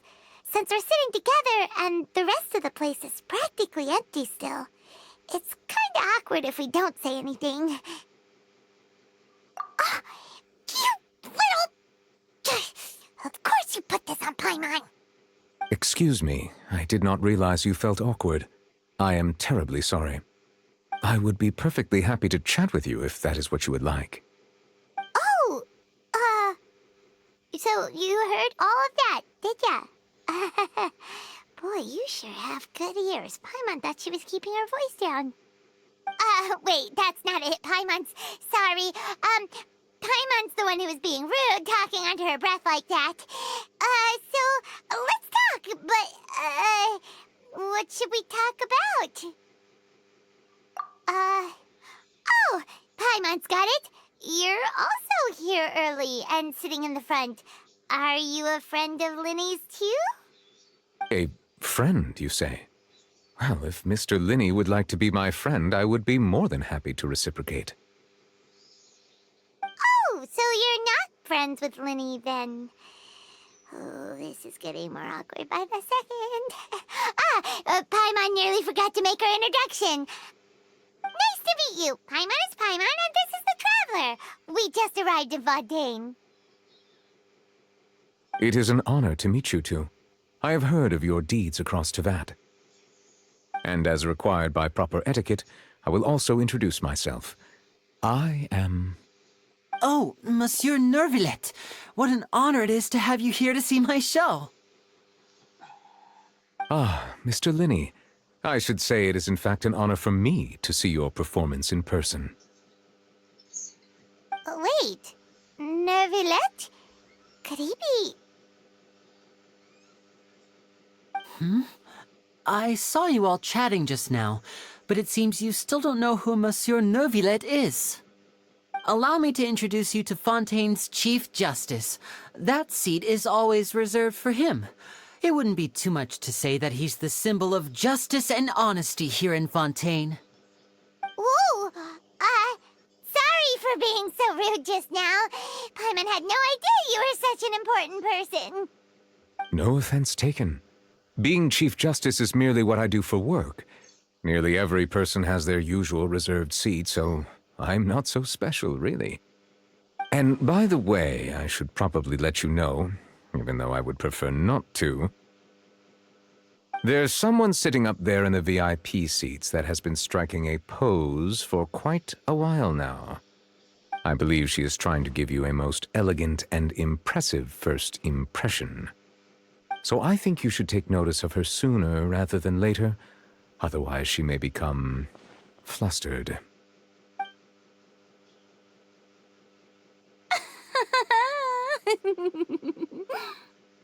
Huh? Oh, it's Furina, the Hydro Archon. Huh. She sure has a smug and satisfied look on her face. Guess she has no idea that you saw right through her act. Very good. That is for the best. No need to pay her any more attention. We may now enjoy the show. Huh? So is this what things are like between the Chief Justice and the Hydro Archon? All right, please wait just a moment longer. I've pretty much finished my preparations, and the performance will start as soon as the audience has made their way to their seats. Yay! The show's finally about to start! Paimon can hardly wait! Paimon's never seen a real live magic show before!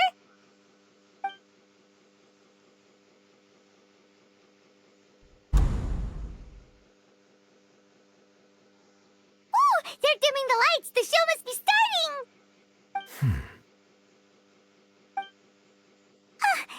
Sorry. Paimon will try to stay quiet.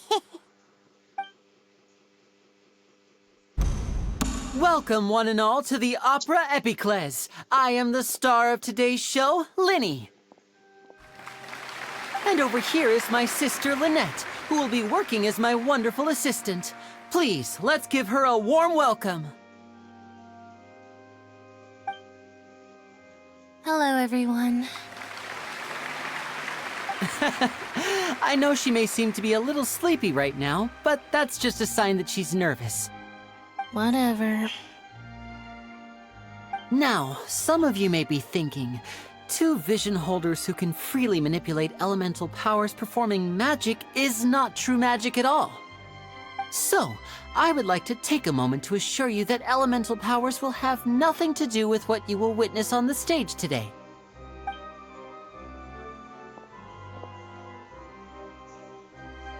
Both Lynete and myself have removed our visions for the show. That way, even the gods won't be able to help us. Oh, good point. That's what makes the show real magic. Now, without further ado, let the show begin. Lynete will now exit the stage to make some preparations. I know you might miss her, but don't worry. She'll be coming right back on stage momentarily. Perhaps in an unexpected way.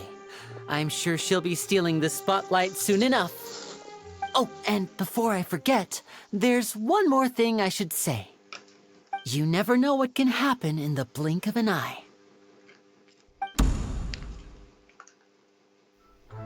A magician's greatest skill is making things disappear or appear. The possibilities are endless.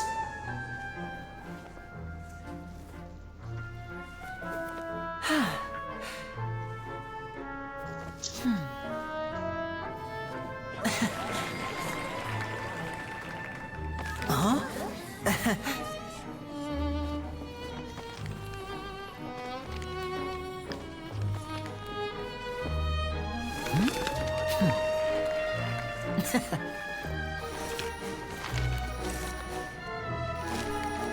But this isn't what you came for. These little tricks, you've seen them all before. So it's time for something truly extraordinary, don't you think? This one's a little tricky.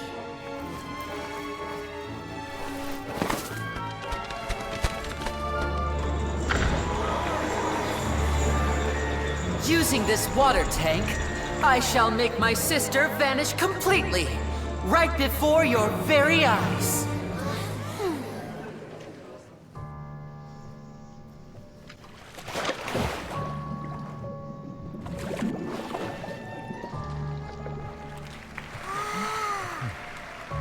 It It's actually quite simple. She'll just turn into air bubbles and float right out of the top.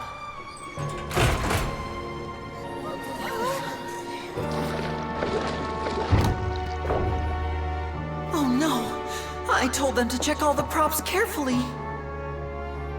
With the lid on, even air can't escape. An amateur magician would be getting very nervous right around now. Luckily, it's me on stage, so let me show you what a true virtuoso can do.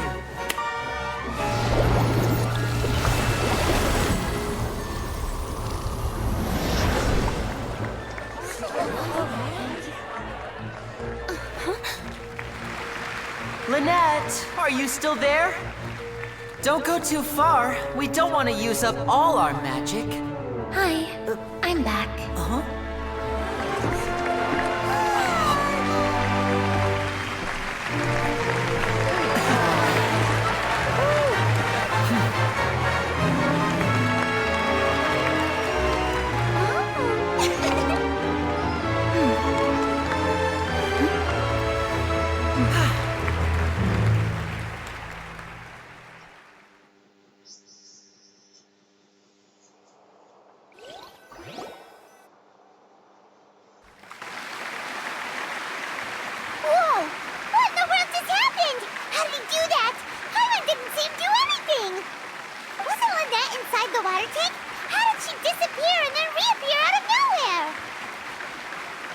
If we could see easily through his tricks, then that would mean that his skills are still lacking. To appreciate magic, you should focus on the show happening on stage, rather than getting caught up in trying to see that which has been intentionally hidden. Guess you're right. Paimon couldn't believe her eyes when Lynette reappeared. Amazing! Thank you everyone. I'm glad you enjoyed that performance. But our magical journey has only just begun. I've prepared even more astonishing surprises for everyone here. The magic of transformation and disappearance can go far beyond what you've just seen. I'm sure many of you are thinking that escaping the water tank was impressive enough, but Lynette is still my assistant after all.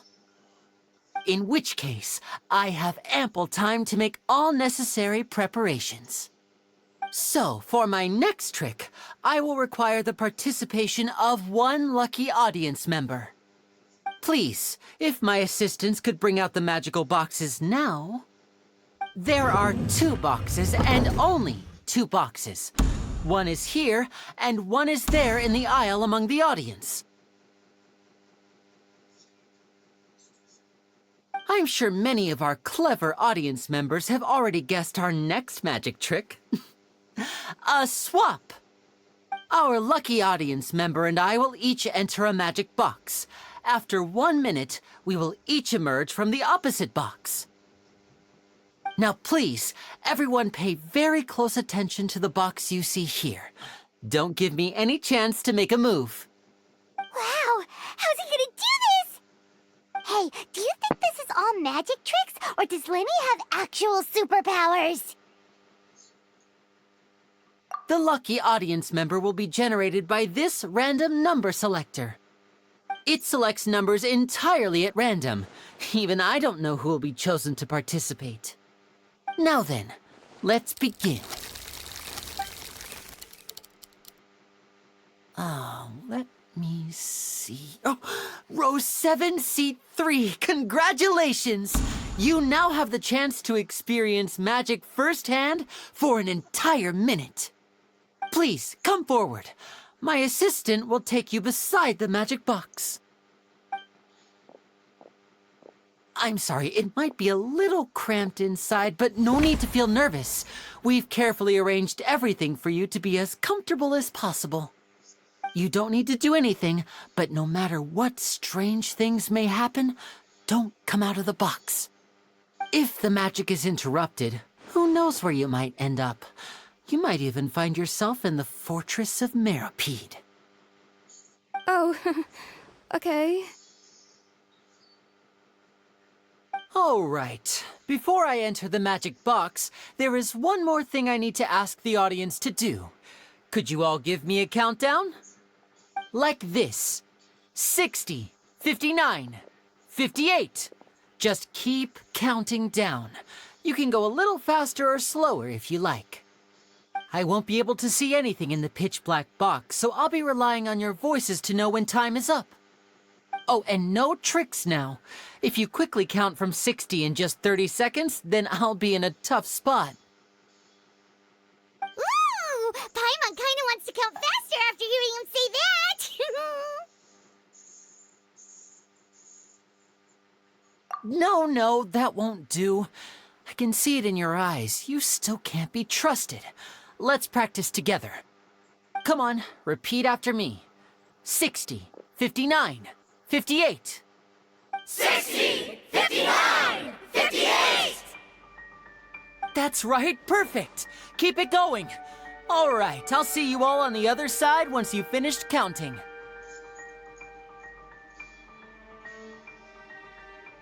54, 53, 52?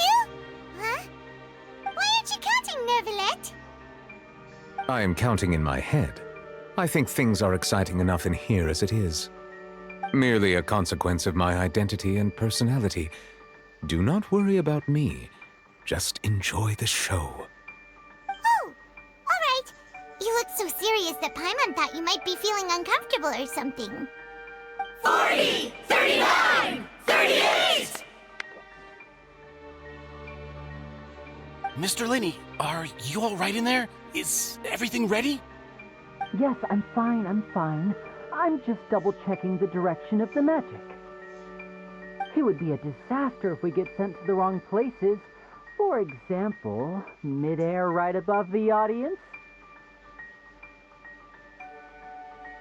Even though he's saying that, Lyney doesn't seem nervous at all.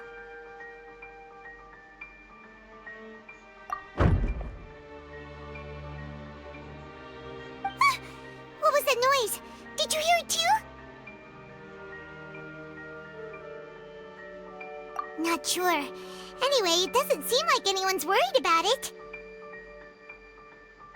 25! 24! 23! What's wrong, Mr. Lyney? I can still hear you moving in there. I seem to have accidentally knocked over a decoration. I'm trying to fix it, but it's pitch black in here. I can't tell left from right. Never mind the decorations. There's no time for that. The show is what's important. No, that's unacceptable. I want my show to be perfect. Don't worry, we still have 20 seconds. Hear them counting? 19! 18! 17! It seems things aren't quite going as planned. I apologize, everyone. It feels like you're all starting to count faster, but that's all right. I know it can be tiring to do such a long countdown. 10 seconds and change is still plenty of time. 10!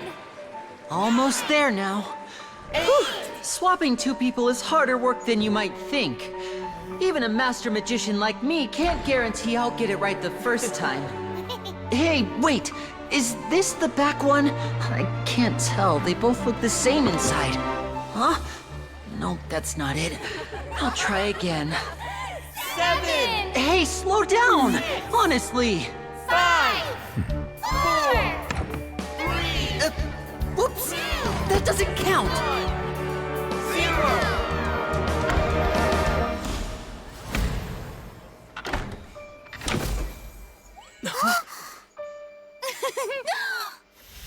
Ta-da!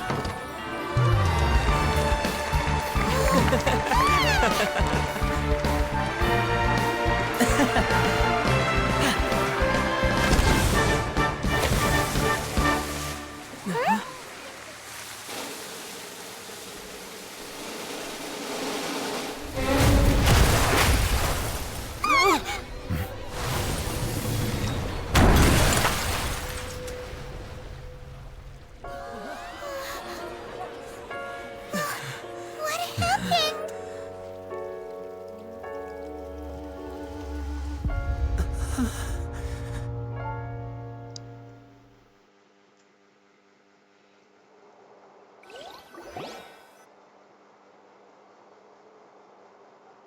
Huh? Is this part of the show?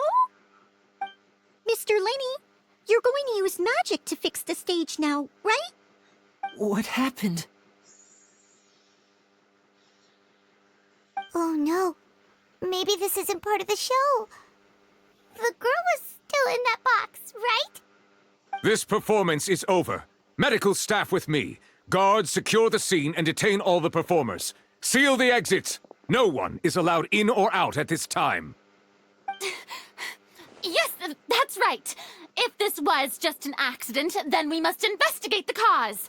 But if this was all part of some scheme, then those accountable will not escape the judgment of the God of Justice. No need to be alarmed, you two. We'll get to the bottom of this soon enough.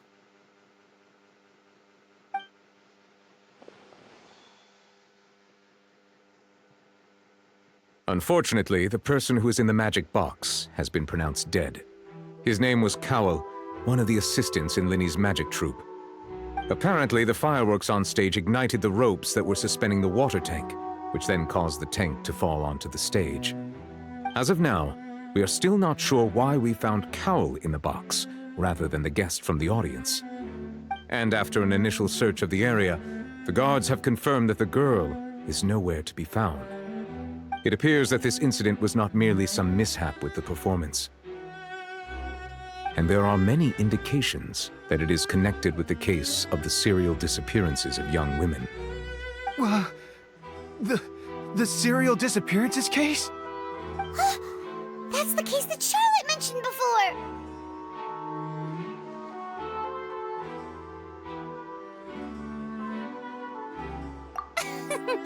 I know the truth. I can see through the whole thing.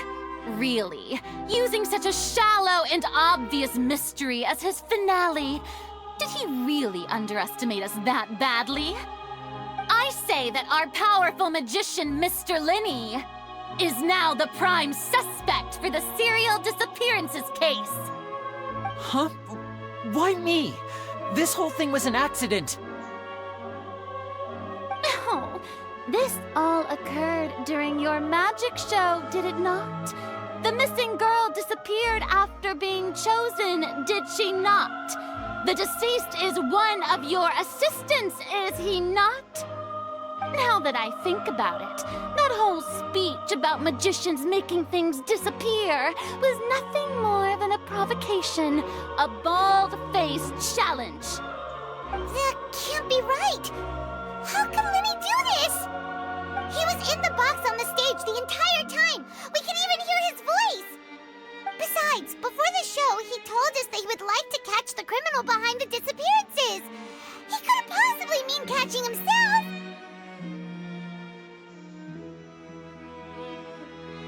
Save discussion for a later time, please.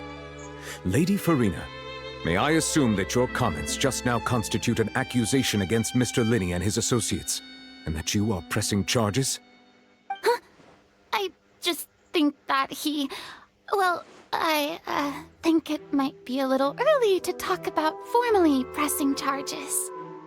But what Lady Furina said just now makes perfect sense. Looks like she's gonna personally deliver justice. A kidnapping and murder carried out under the cover of a magic show. Lady Furina said it all. I mean, of course, my dear people. But what excites me even more than the obvious truth before our eyes is the opponent I'll be facing. That's right. I mean you, Traveler. You'll support Lyney, won't you? After all, he was the one who helped you the first time we met. Then there's no problem at all. You know, the Traveler and I already had a duel the first time we met. But with Lyney's help, our little duel ended in a draw. But draws really are the most boring possible outcome. So, no more draws. Between the two of us, there must be a clear winner and loser. And And what better place to hold such a riveting showdown and decide the true victor than here, on the grandest of stages, the Opera Epiclese? Huh. It wasn't a draw. She obviously lost last time. I understand. Charges have now been pressed, and as such, a trial is in order. Well, Traveler, seems Lady Furina has set you in her sights. But putting her dramatic rhetoric aside for a moment, I would like to ask you, are you willing to act as Mr. Lyney's attorney and defend him in this case? Very well. The trial will be held a day from now in the Opera House. Both sides may investigate the scene to build their cases and search for the truth.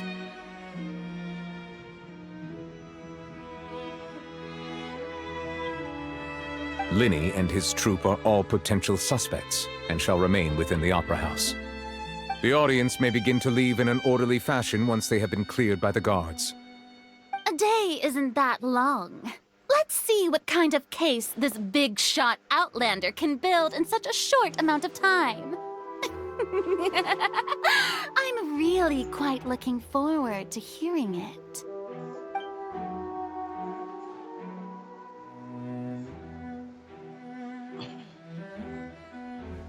Lyney! Sorry about everything that happened just now. Were you frightened? Of course! Who wouldn't be scared after witnessing an accident like that? Yeah, I'm a little shaken up myself. How could this happen? And poor Cal. I know you already claimed that you would defend me, but now it's just us talking. Tell me, do you think I could possibly be the murderer? I understand. Even I'm not sure what happened, so I can only imagine how difficult it is for you to grasp the situation. I'm sure everyone sees me as the biggest suspect at this point. But if you ask me, the whole thing is mysteries layered upon mysteries, such that all that's left is confusion. I don't know whether what happened there on the stage was purely an accident or not, and I don't know why poor Cal was in the box. As for how that girl chosen from the audience could suddenly disappear, I'm afraid I don't have any answers either. If someone tampered with my performance, then we need to figure out what they did. Even a skilled and knowledgeable magician like myself couldn't pull all that off in just 1 minute. Which is precisely why we need to investigate! As this book says, the impossible could not have happened. Whatever happened must have been that which is possible. Paimon bought them when we were reading at the bookshop in the city earlier. Pretty cool, huh? Don't worry, Paimon used her own savings to buy them. It wasn't from our travel funds. I think they look cute on you, Paimon. You have good taste, Lynete. That's the right attitude. Feeling depressed isn't going to help me now. I need to get back to my normal self. But with the guards watching our every move, it's going to be especially difficult for Lynette and I to prove our own innocence. Good thing you agreed to be our attorneys. Thanks for that. We'll be counting on you. Yes, thank you so much. Yeah, just leave it to us.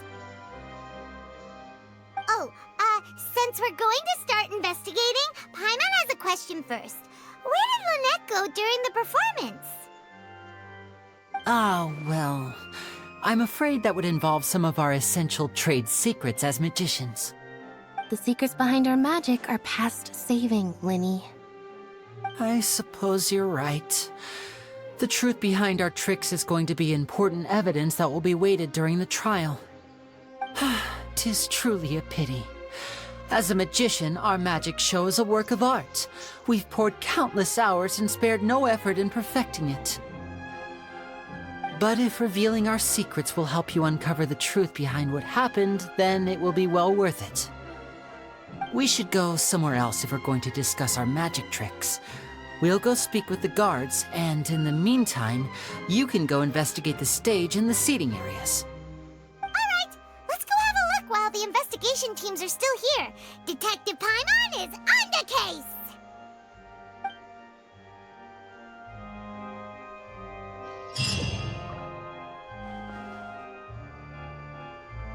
Hello, officer. How's the investigation going? Ah, I see.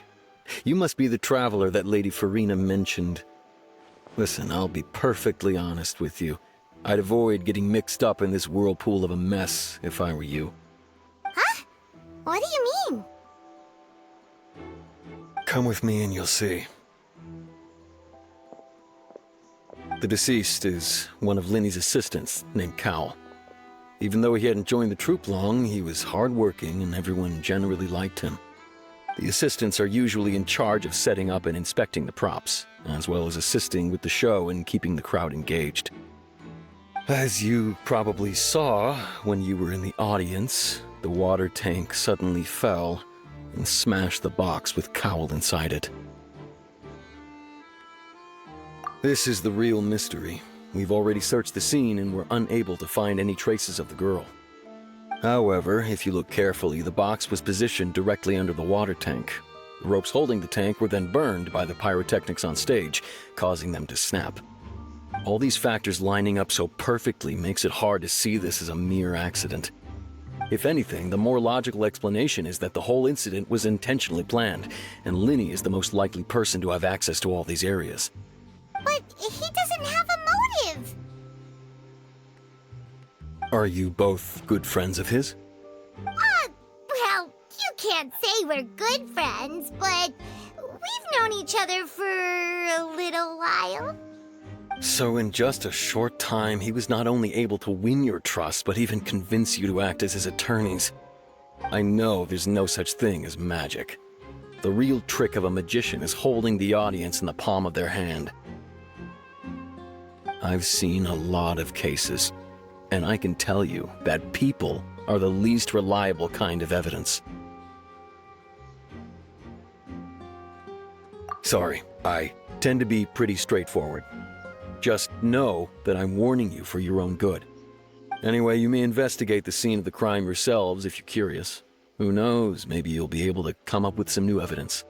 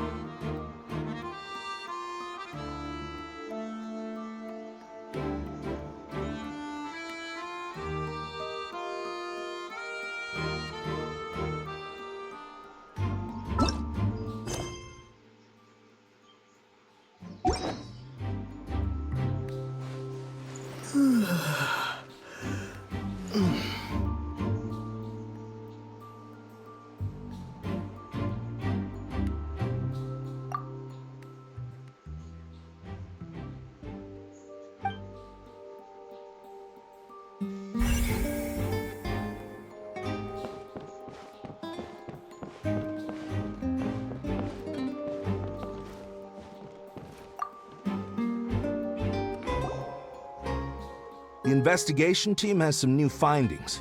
Turns out there's an issue with the random number selector after all. See, I told you.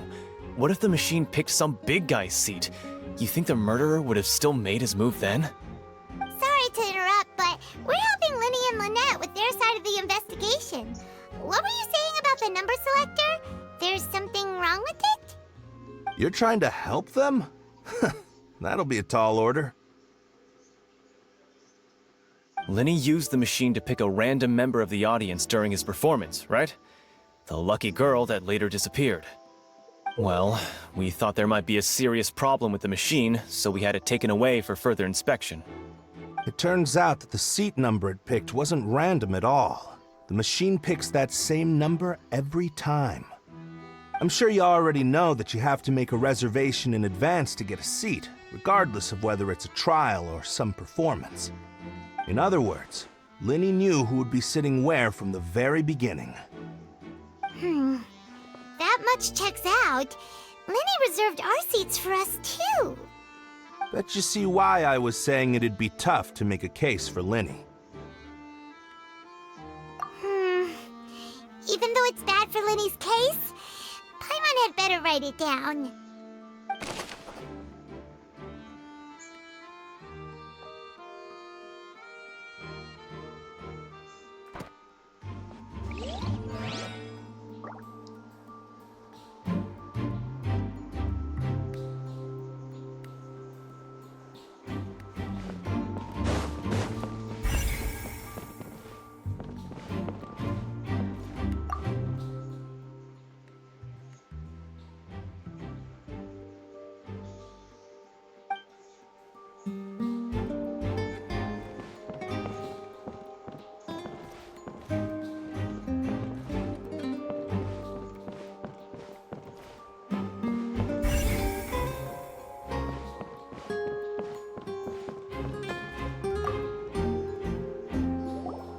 Hello there. What are you investigating? Oh, this location has also been cordoned off because the Magic Troop members are currently considered prime suspects. The investigation team is still collecting evidence. The seats were all booked in advance, so we were able to deduce the missing woman's identity by checking the guest list.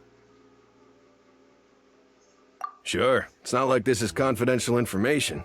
We will publish it later anyway when we petition the public to help us find the missing person. Her name is Halsey. She's a painter from Fontaine who's made a bit of a name for herself. Apparently, she wasn't a regular at the Opera House, but she'd been feeling some pressure with her work lately, which made her decide to come see the magic show. The Magic Troop members all claim not to know her, and we have looked into her social connections. It seems that she has no personal grievances or conflicts of interest with the suspects. Simply put, she wasn't related to the Magic Troop at all, which matches the features of the previous serial disappearances. Were the victims of previous cases also chosen at random? That's how it seems to us, in any case. Apart from the fact that they were all young women of around the same age range, there really weren't any other connections between them. Okay then. No need to be so formal. If you do happen to see the missing girl, please be sure to contact us. It is of utmost importance that we get to the bottom of these disappearances.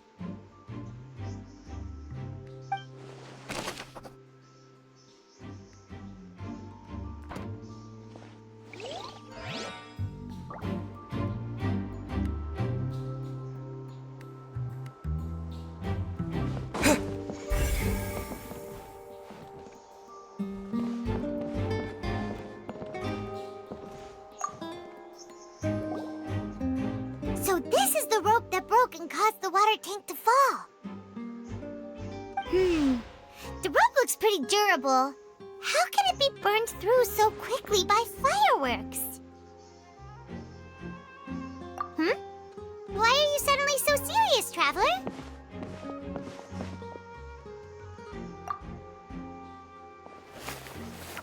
Whoa! Look! This bit is made from different material! Most of it was burned away, but there's still a little bit of it left. So if a rope meant to hold something was made with that kind of material in it, then that means... Wait! Why don't you write all this down? Let's take notes!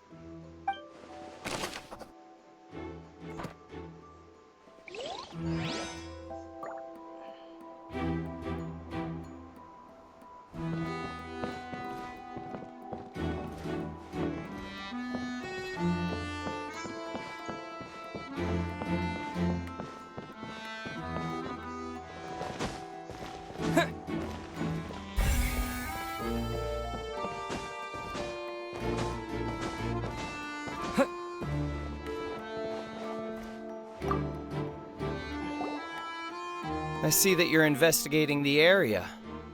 Well, it just so happens that I'm interested too. If you find any new and interesting leads, be sure to share them with me, alright? We don't have too many thoughts yet.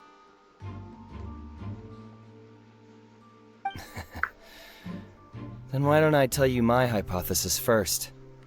The way I see it, it all started with that loud thud. The thud? Oh, you mean the sound that happened during the countdown? Yes, exactly. It wasn't terribly loud, but I suspect that most people heard it. It's just that everyone was awaiting the results of Lyney's trick with bated breath, so no one paid it much mind. But now that the incident has happened, the thud has become an important clue. That makes sense. So, what do you make of it? I'm of the opinion that it may have been the sound of Lyney's accomplice, Lynete perhaps, jumping atop the water tank or something like that. And when the pyrotechnics went off, she cut the rope, sending the water tank crashing down. But wasn't the noise we heard too loud for that? Perhaps the balance wasn't right, leading to a particularly rough landing. Oh, that's true. I suppose I must reconsider. That does remind Paimon, though. What was with that sound?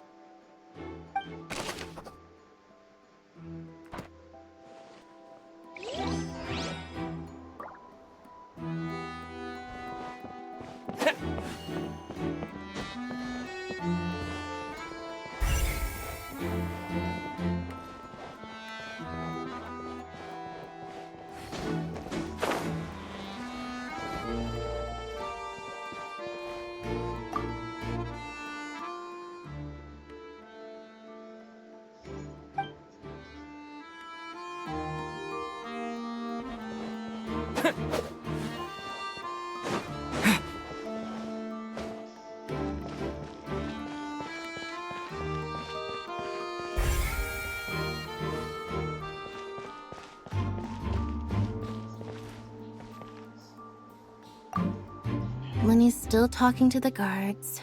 It seems he'll have a lot of explaining to do. I think someone will be assigned to monitor us later, but that's alright.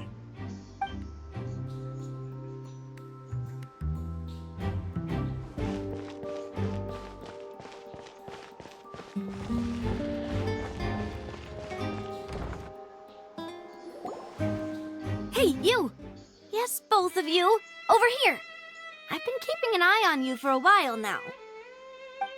Huh? You mean us? That's right. If I'm not mistaken, you're also among those who wish to cut down the thorns and pursue the truth. No? And by the looks of it, you're not from Fontaine. Well, you're right on the more about that one, but who are you?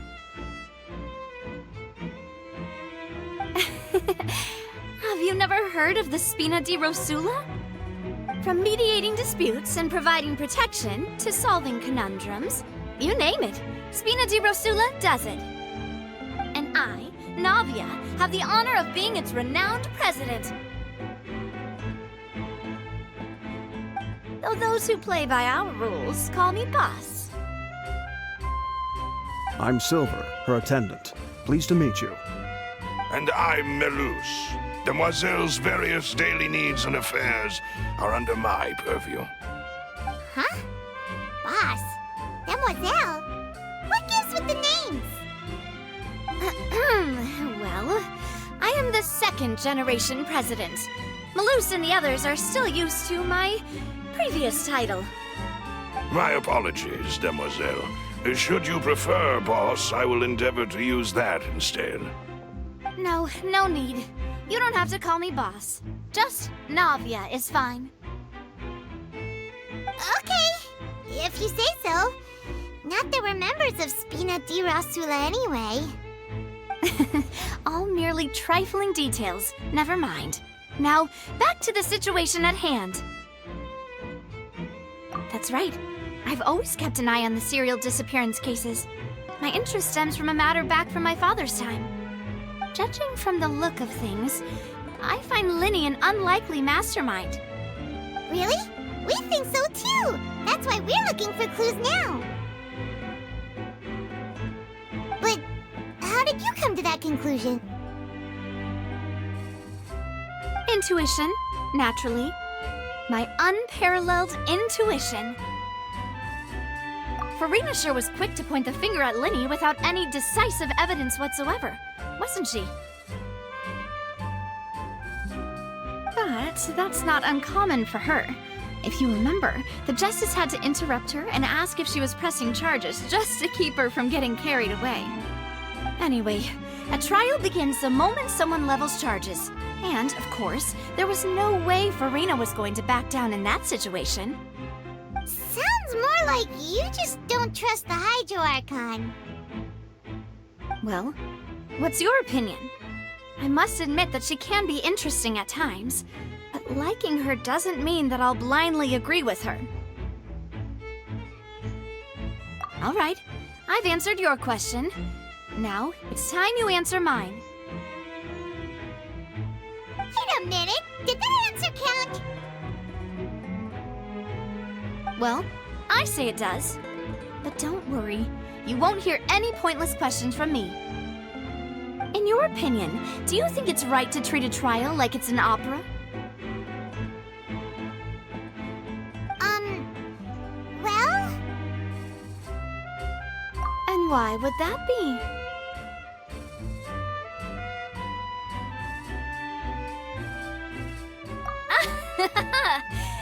See, Silver and Maloose? I told you they'd be different. Most astute of you, demoiselle. I too think that the traveler's response was most excellent. No matter how wonderful the script or how fervent the audience's expectations may be, the trials that go on stage here must be based in fact. And if that can be done, boss, then... All right, that's quite enough, Maloose. Anyway, I like your answer. You passed with flying colors. Now, I need to make some preparations, following which our joint investigation shall commence. You two shall be my assistants. Wait! Since when did we become assistants? Oh, well, I can be the assistant, sure. Or your companion, if you like. I'm really not that fussy. That's more like it.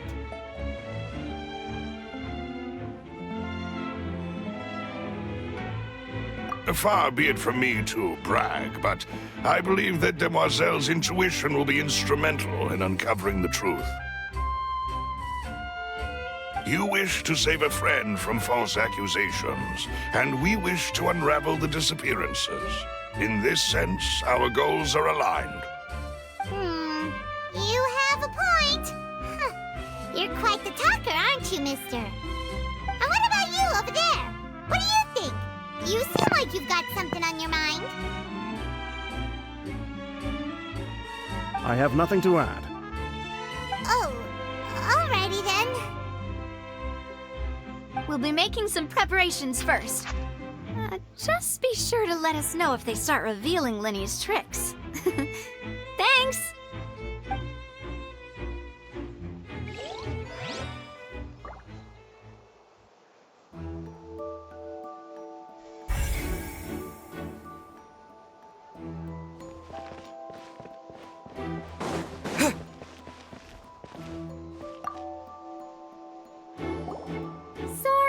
But no one can freely enter or exit the Opera House at the moment.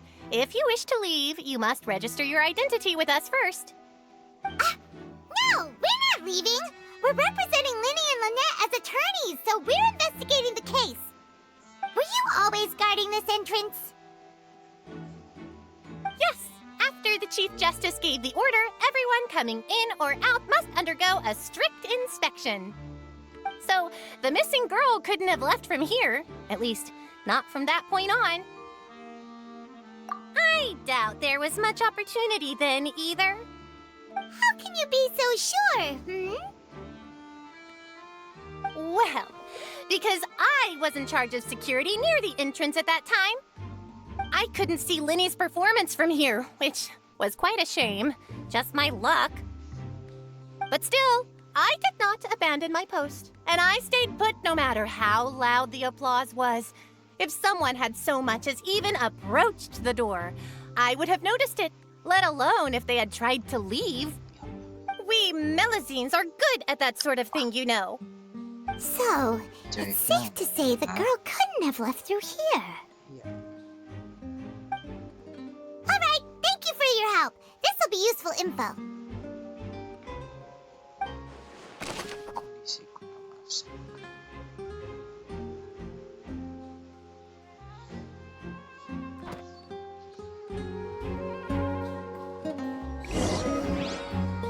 We've checked everything of note here at the performance venue. Paimon wonders how Lyney's discussion with the guards is going. Let's go see, shall we? Ooh, things are getting interesting, huh? We're about to see how magic is made. Understood. Then I will be going with you. Just so you're aware, I will be monitoring your actions and making notes as necessary. Very good. Thanks for being so agreeable. I'd pull a rose out of my hat as a gift for you if I could. You may spare the pleasantries. I'm just doing my job. You've arrived. Who's this? Me? I'm Spina di Rosula's guardian angel. If you've got a problem, I've got the firepower. Sorry, I got a little carried away there. Call me Navia. I'm a partner of theirs, and will be helping investigate this whole situation. And these are my companions. Would you mind if they join as well? Fine by me. Oh, new helpers? I would be most grateful. Well, let's just say we're tagging along. It's not every day you get to see the secrets behind magic performed on such a large scale. I appreciate your kind interest. Come with me. We'll be heading below stage.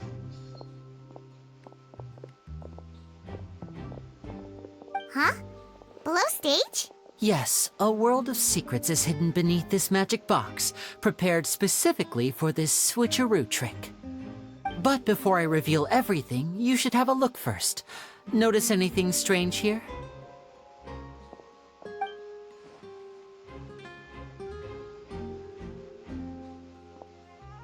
I'm not trying to be dramatic. Remembering the details of a trick will help you understand the methods used to perform it more easily.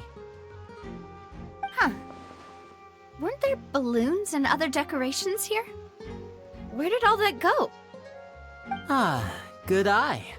That said, you're still far from discovering the answer. The back? You mean the inside of the door? What's different about it? Paimon didn't notice anything. Very good indeed. I thought you might not be able to catch that, given that you were sitting in the first row. The back of this door was patterned. Those patterns are now gone, replaced by a smooth wooden board. So, if you put 2 and 2 together, what do you get?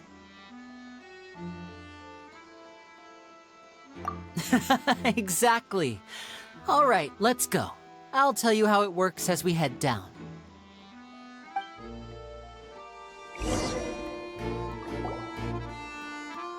Oh, so there was a passageway under the magic box! I knew you'd figure out most of it as soon as you saw this place. The 2 magic boxes are positioned right above the 2 entrances of the tunnel. See this flatbed trolley? The box with the lucky audience member in it would be shuttled over to the other side using the trolley. This trolley can raise and lower and even rotate, ensuring that the box will face in the right direction. I see. So that's the purpose of the box inside another box. Precisely. The inner box would descend after the audience member was put inside and be moved along the trolley, all while the outer box would remain on stage as if nothing had ever changed. So that's how you did it! Once the box was lowered, the trolley would store some energy through this device here, with which it would complete the rest of the steps. The audience member would only be able to feel some slight movements in the dark, and by the time she walked out, she would already be back on stage. Right! You were talking that whole time, and you even came out for a moment near the end! Ah, yes.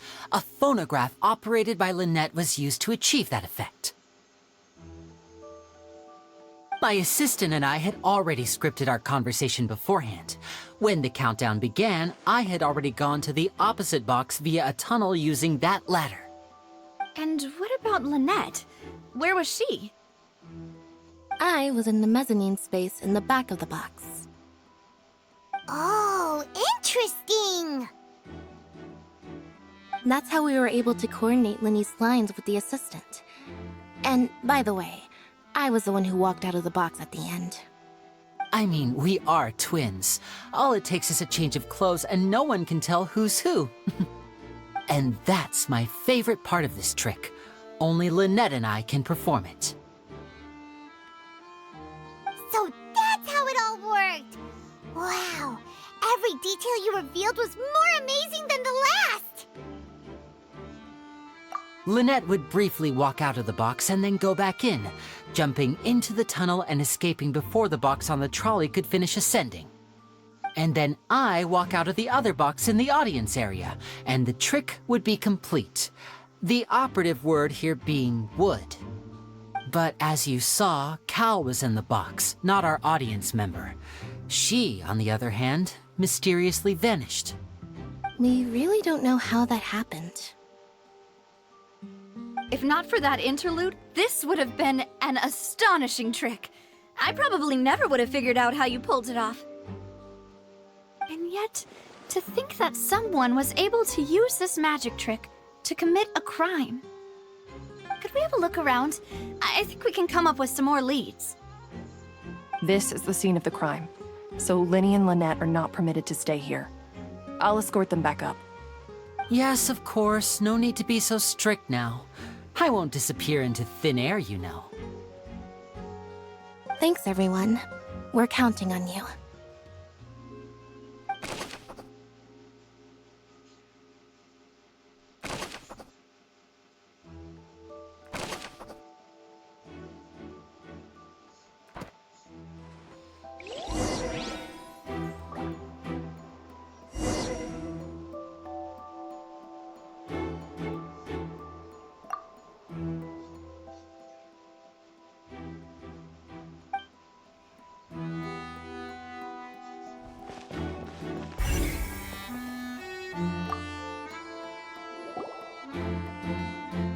The floor is wet. Please be careful not to slip.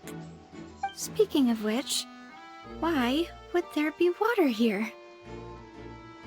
Oh! Paimon knows! It's one of those tricks where you pour water into a jug and then flip the jug over only for the water to disappear? And here's a broken vase! Huh. Did the trolley knock it down while moving? That can't be. The trolley moves along tracks from start to finish. It couldn't have hit the vase at this distance. Let's note this down too and think about it later.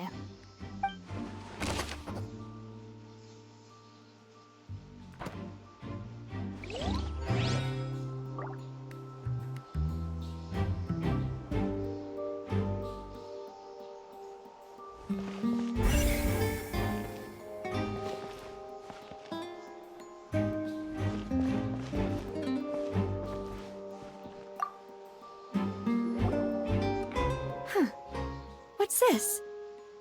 Looks like a hook tied to the end of a rope. Huh? There's all kinds of odds and ends here. Perhaps it was a prop for a different trick. But why would it have been left here? Whatever it is, let's make a note of it first.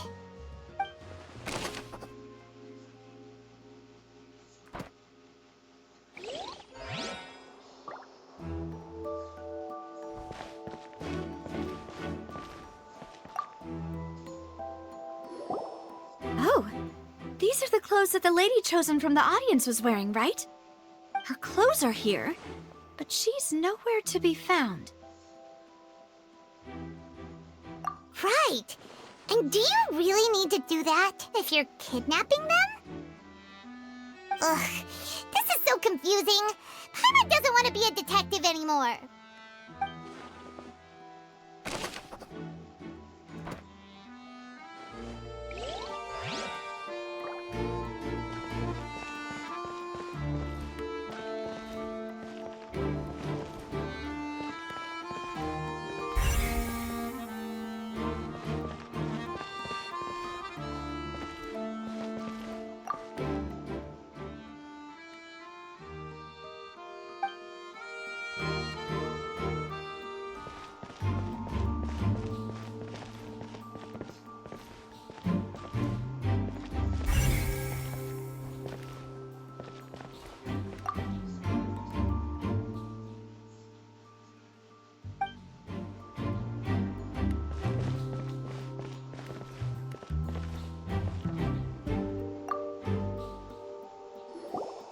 What is this place? It seems someone could fit through here. Huh. Could this have been the suspect's escape route? Alone, perhaps. But if they had to pull another person with them, the space would be too narrow. But there are no other ways in or out of here.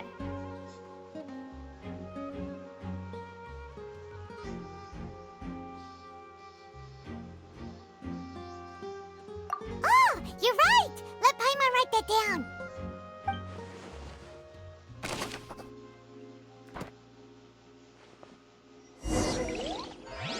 Seems we're just about done investigating down here. Yes. Let's head back up.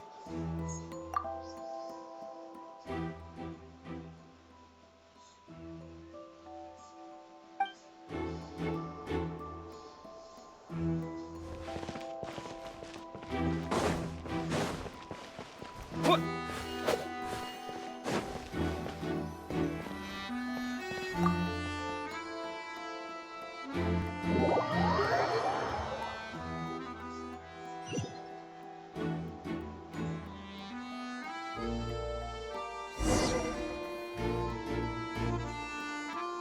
Well, we've ascertained the state of the crime scene. Let's find a place to sort out our findings once Malus returns. Seems to me that there are several things that don't add up here. Apologies for the wait, demoiselle. So, what did the guards say? Did the criminal escape through the vent? They believe the odds of that are very low, since the vent leads to the Opera House's basement. The guards have checked the area carefully. No one left through the basement during the performance or after the incident, and no one was found hiding there. So the tunnels become like a secret chamber then! You know, like the kind you usually see in novels!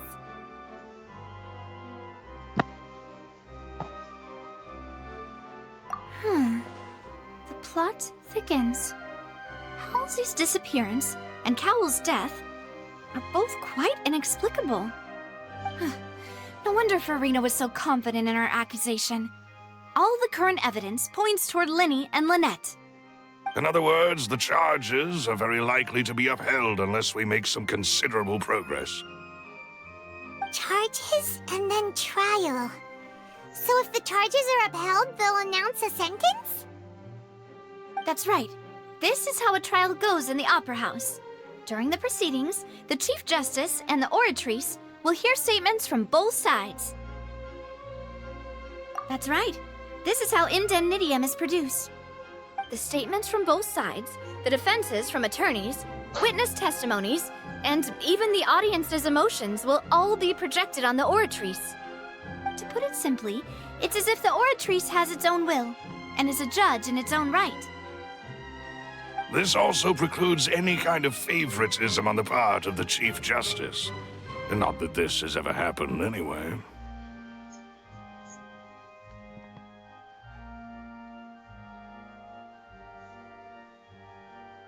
Once both sides have finished speaking, the Chief Justice will make his final decision. This, too, will be used by the Oratrice as a reference. Then, finally, the Oratrice will be consulted by officials. The result it returns is the will of justice itself. Huh? So that machine is the one that actually decides? Paimon thought Neuvillete called the shots. In practice, there is very little difference. Both have always come to the same judgment, which is why people have great faith in the Chief Justice. Ah, yes, the guards also asked me to convey that none of us will be allowed to leave this place before the trial. Huh? Why? Because we've chosen to act as the twins' proxies. That makes us persons related to the case. They're concerned that we might be colluding with outside parties, or that we might find outside help to disrupt the case. And even if that were not so, it could prove problematic if we happen to spread key information about the case ahead of time. I'm ready to break out at any time. Whoa, whoa! There's no need for that! Paimon thinks they have a point. That said, are they providing food?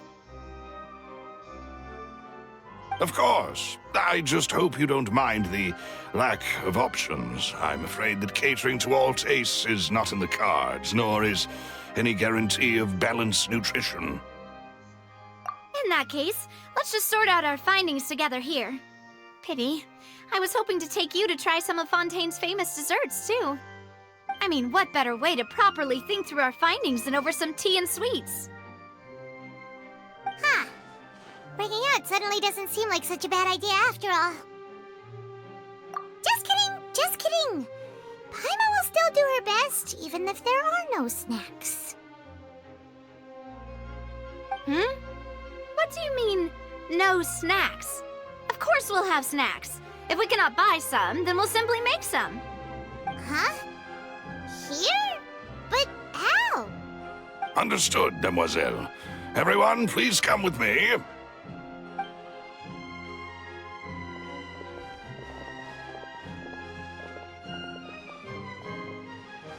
Wait, you're carrying a portable stove with you? Yes, I must be prepared to meet the Demoiselle's baking needs whenever the fancy strikes her. I have eggs, sugar, and almonds at the ready. Good work, you two. Then I'll get to it. Please sit tight for a moment. You'll get to taste my awesome snacks soon enough. These three are quite the interesting group.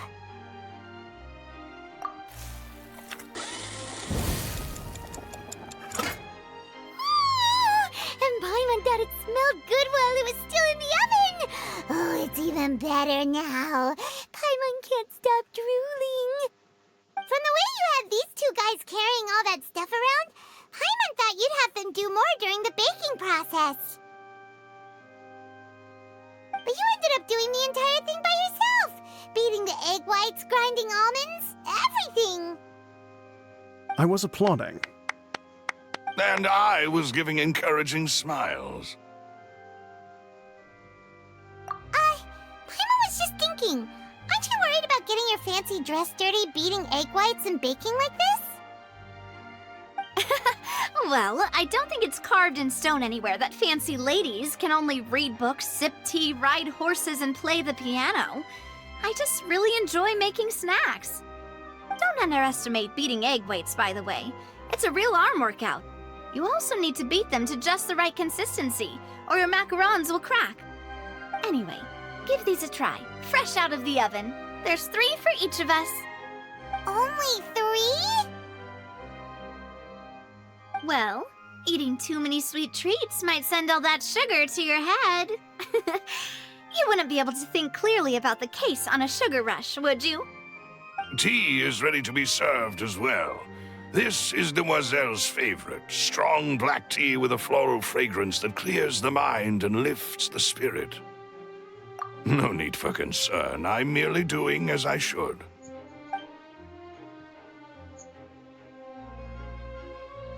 All right then. Down to business. As Paimon mentioned previously, the tunnel seems to be something of a secret chamber.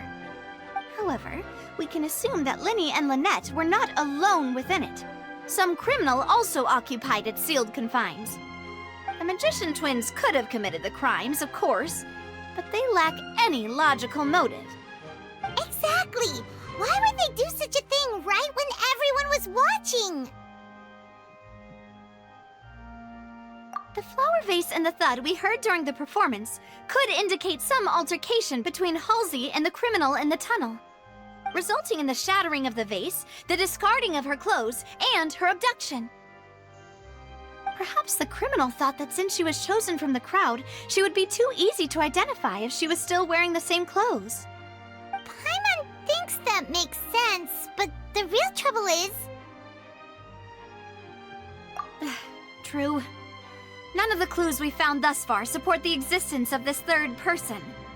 But the only people left to consider are both technically victims, whether it's the missing girl, Halsey, or poor Cowl. Huh. Could Halsey have secretly made modifications to the magic props in order to murder Cowl before making her escape? That's right. And even if she had tampered with the setup, she would need to understand the entire trick to pull it off. Nor does she have any motive.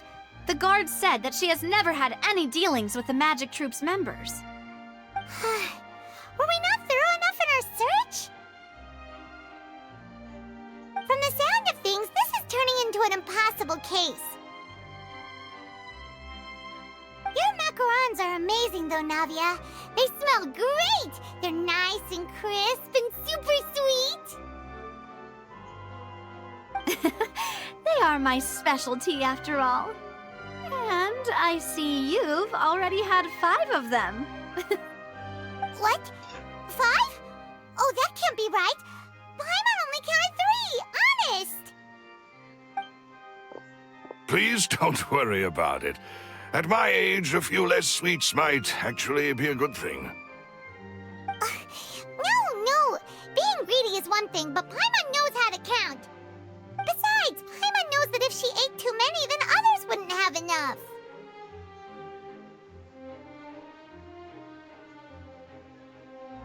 Wait, even you don't believe Paimon? How could you? If Paimon ate those 2 extra macarons, then may they turn into stone in her stomach! All right, we get it. Well, I suppose one of us might have gotten too engrossed in our chat and eaten them by mistake. No big deal. Maloose, set up the stove again if you would. Huh? What are you doing? Making sure everyone gets 3 macarons, of course. Exactly. We don't want to trouble you. As you wish, demoiselle. And I have the egg, sugar, and almonds. Well, this really is your hobby, huh?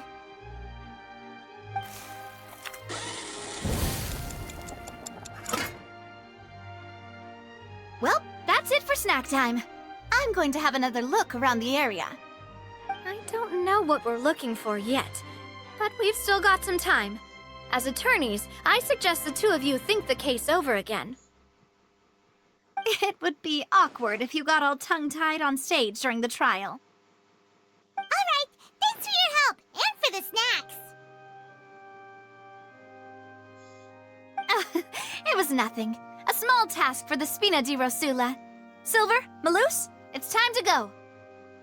I'll be back if I find anything new.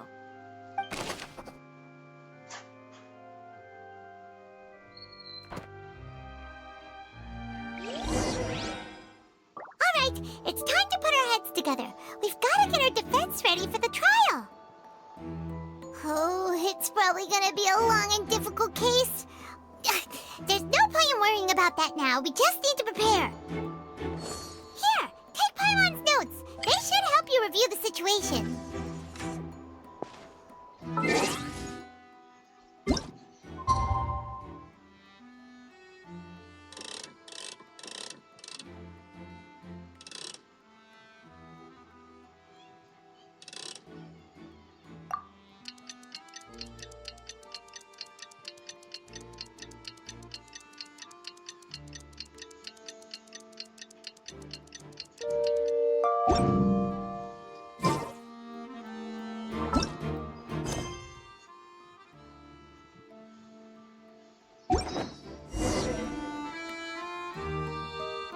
remind you again.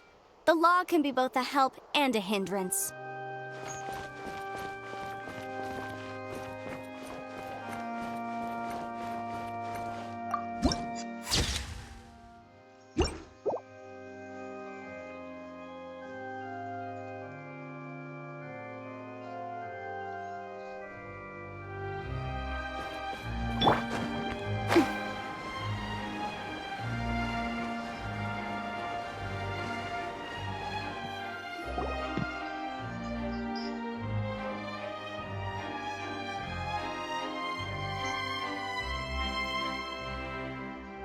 The whole situation is so confusing.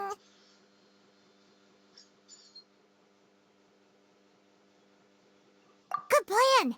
Impossible things don't just happen. We'll get to the truth one way or another. Just relax. Even if everyone else suspects Lyney and Lynette, at least we will be supporting them from the stands.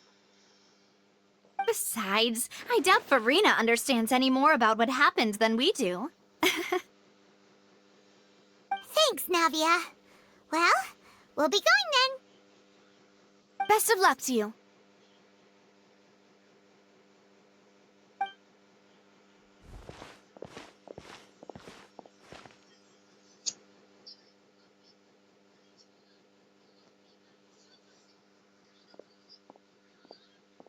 Ah, finally, you're back. Well, how did your investigation go? To be honest, you might be disappointed. No. We're already very grateful that you were willing to help. Well now, don't you all look disappointed? Don't tell me that your investigation came up empty-handed.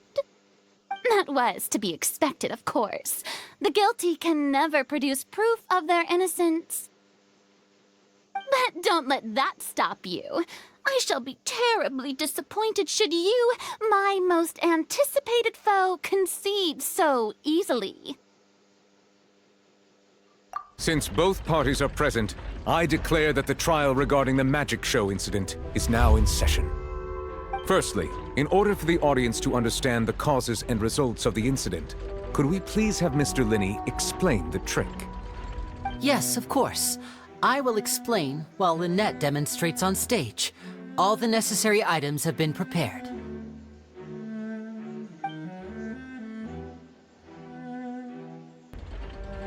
Thank you, Mr. Lyney.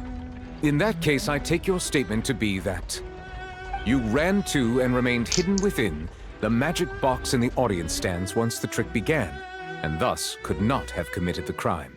Is this correct? Yes, that's correct, Your Honor. In that case, I call upon the prosecution. Lady Furina, do you wish to refute his statement in any way? Why, of course I do. Allow me to take the first shot and break this case wide open.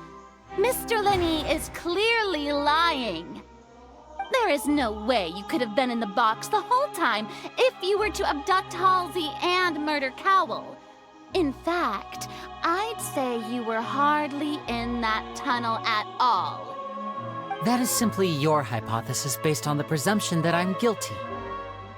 Oh, is that so? And if I may ask, what did you hear while you were inside your box? The roaring countdown of the crowd, of course. That's how I kept track of the time and built anticipation for the finale. And you didn't hear anything else at all?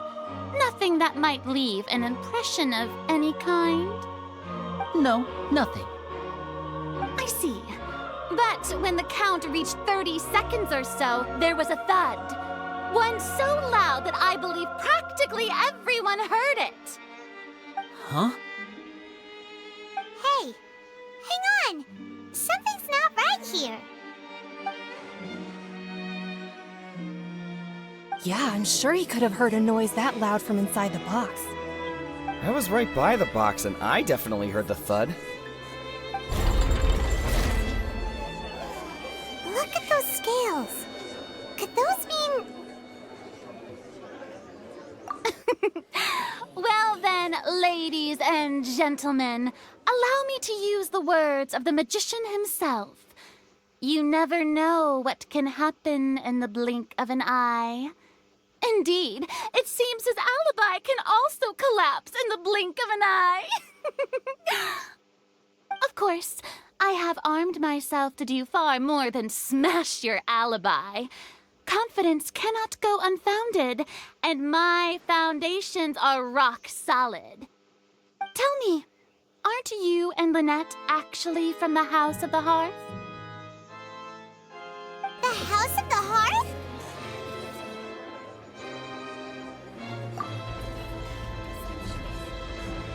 No wonder they did something like this. So the serial disappearances were the Fatsui's doing. Now it all makes sense. I've got a feeling that what happened on stage probably wasn't just an accident. That's irrelevant. Our identities have nothing to do with what happened. Indeed. Then perhaps you could tell us everything that happened during that 1 minute. Your first priority is to prove yourself innocent after all. I'm sure there is little that needs to be kept secret now. Unless your script already has holes in it. The Outlander is speechless. My, oh my, don't they look flabbergasted? Now comes the infighting and discord, I suppose. This was almost too easy. Good thing I made all those preparations. Seems the all-nighter I pulled last night is really paying off. Hey, Lyney! Why didn't you tell us this before?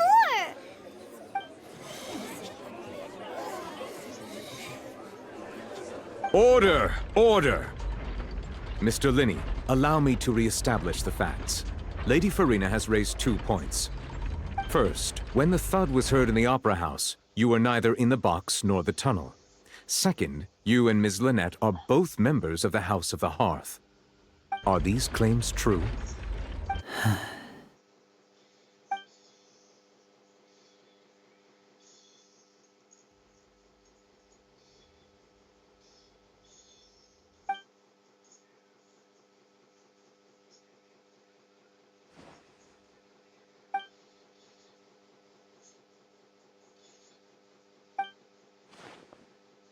Please answer my question, Mr. Lyney. I'm sorry. Yes, they're true, Your Honor.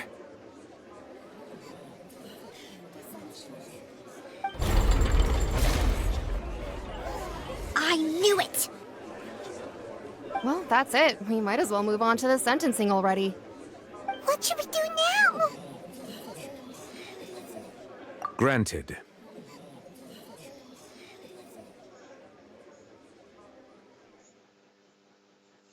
In that case, what is your request? Is that really necessary? They're already as good as guilty. The defendant deceived their own attorneys. What is there left to discuss? Order! Order, I say! Your request is reasonable, and we shall adjourn. This trial will reconvene in 1 hour. So you would stick to Mr. Lyney's defense even after knowing what you do now? You certainly have more professionalism than I thought. In that case, my dear audience, let's allow the joy of victory to steep for a little while longer.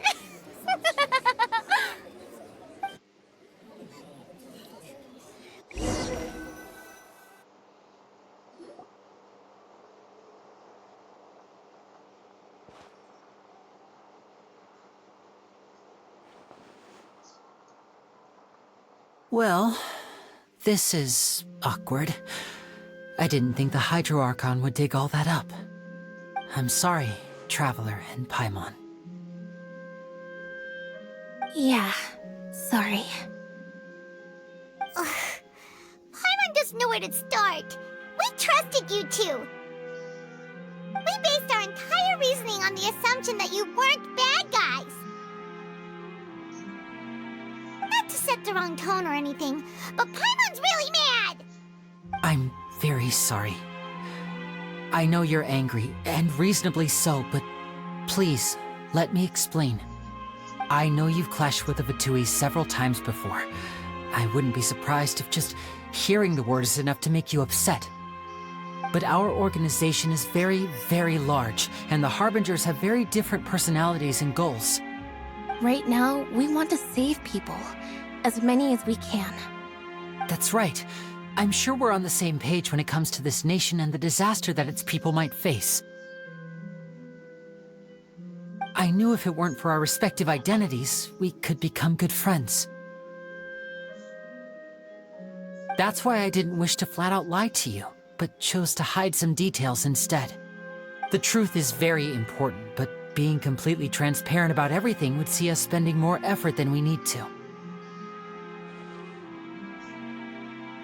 Right.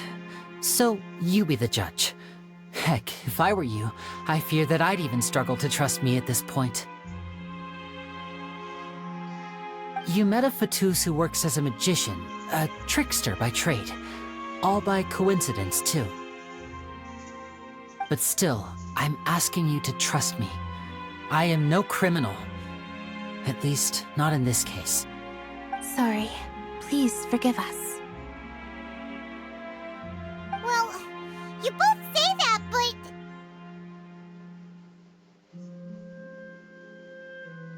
Right. Let's hear your answer first, and no lies now!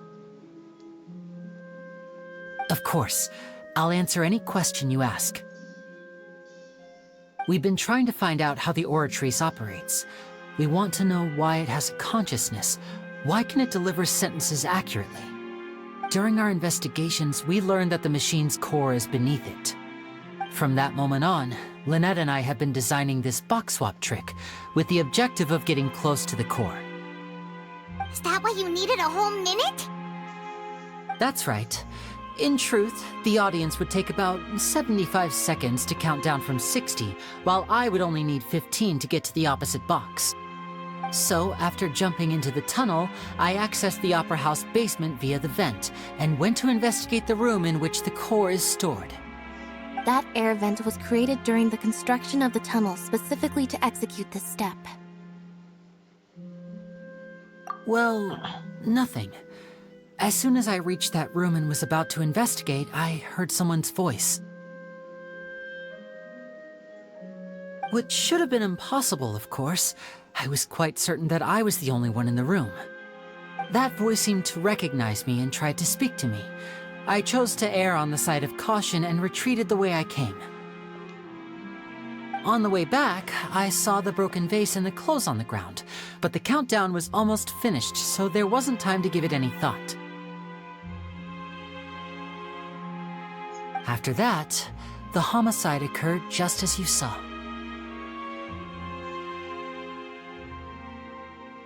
Well, that explains why you didn't hear the thud.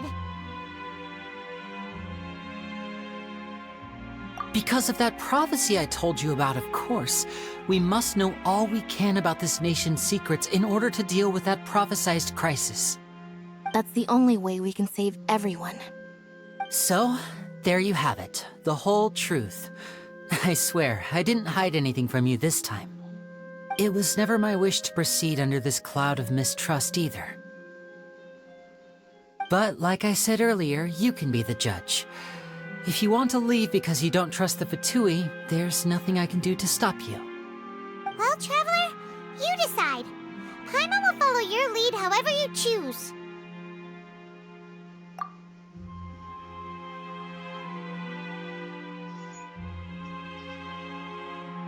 Okay, thank you. Thanks for giving us a chance. The current problem is that the scales are tipped pretty badly against you two. If we want to refute the Hydro Archon's accusations, we're gonna need a seriously watertight defense. Huh?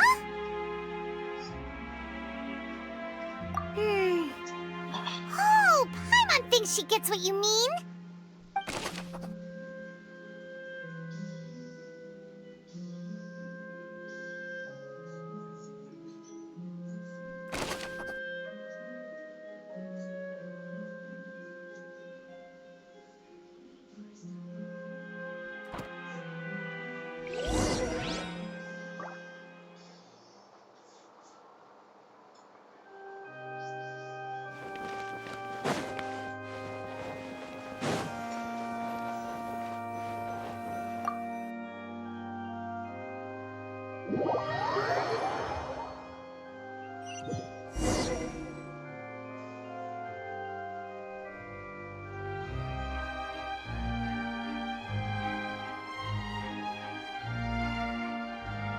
Both parties have returned to their positions.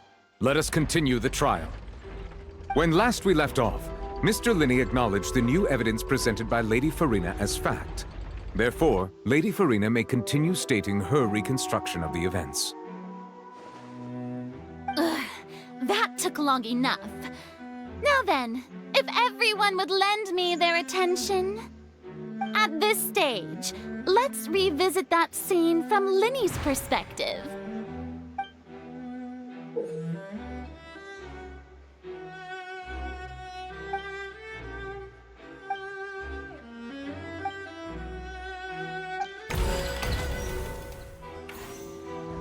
As the countdown began, he entered the tunnel. When the flatbed trolley passed, he opened the box and got into an altercation with Halsey, which caused the loud thud. He did not realize that the sound could be heard by everyone in the opera house, which is why he claimed earlier that he could not hear the sound.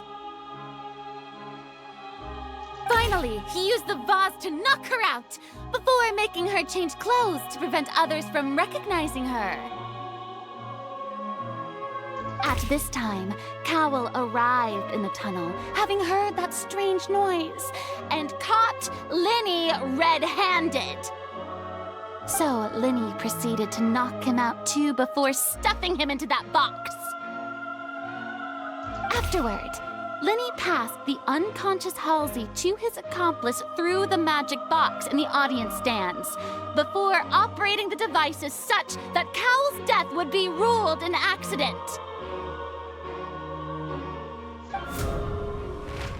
And there you have it. That's the truth behind what happened.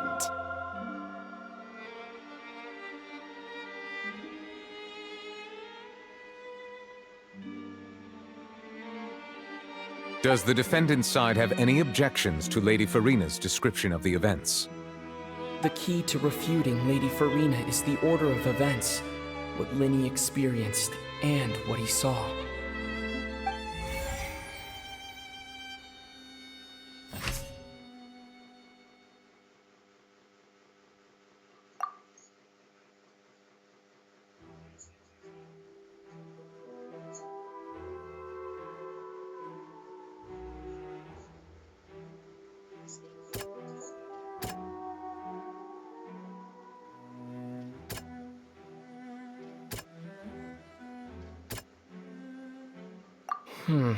Seems this won't produce a particularly effective rebuttal.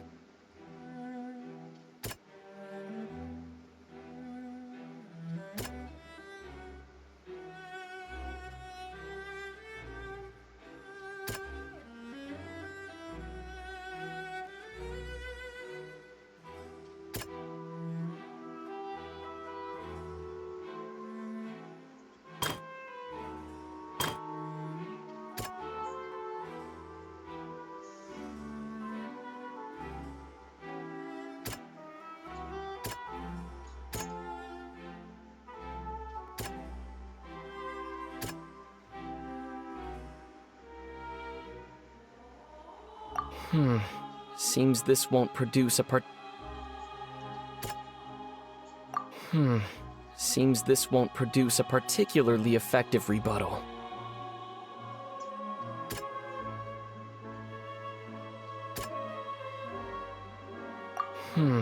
Seems this won't Seems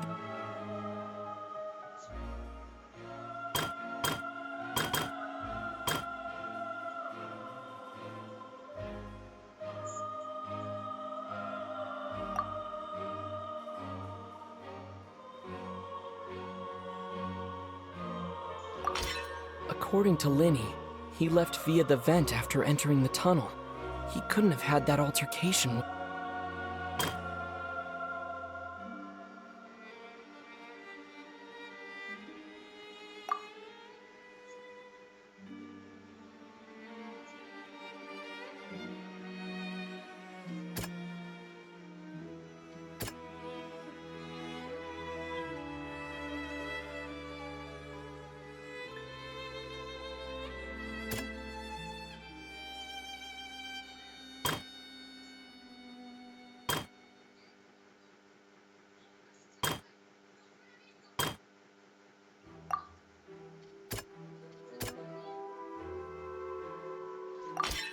Lyney went to the room that contains the Oratrice's core.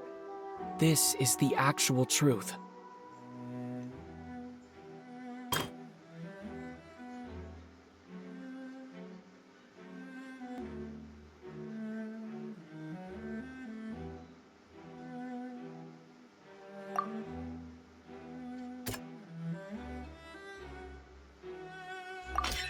Lyney did not take part in the underground altercation. He only witnessed... Attention! Ace Detective Paimon has something to say! When the countdown started, Lyney did indeed go into the tunnel. But he immediately used a vent to access the Opera House basement, which is where the underground core of the Oratrice is stored. Once he reached that area, he heard a voice in what should have been an empty room. Since he felt something was amiss, he returned immediately. The crime scene had already developed by the time he reached the tunnel again, and in order to complete the magic trick, he did not remain there for any length of time. Finally, he reached the surface, and that was when the accident happened from his point of view. Therefore, he's innocent!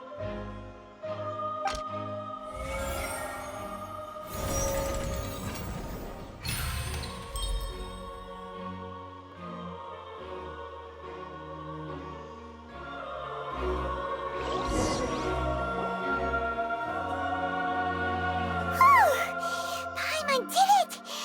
Paimon actually managed to say all that! Oh, wasn't it awesome? In other words, you believe that he knew nothing of the incident? That's right!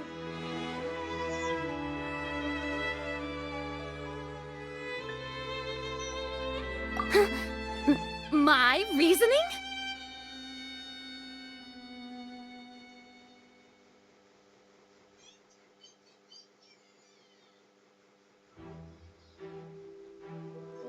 If that's the case, then if Cowell hadn't entered the tunnel, who was the entire setup meant to kill?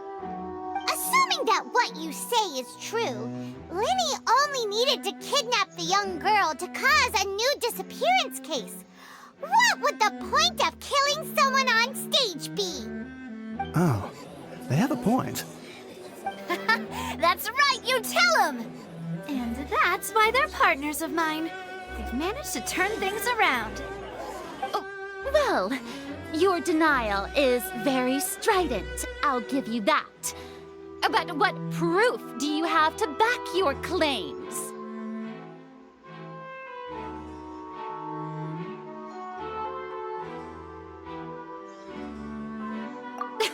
Of course I do.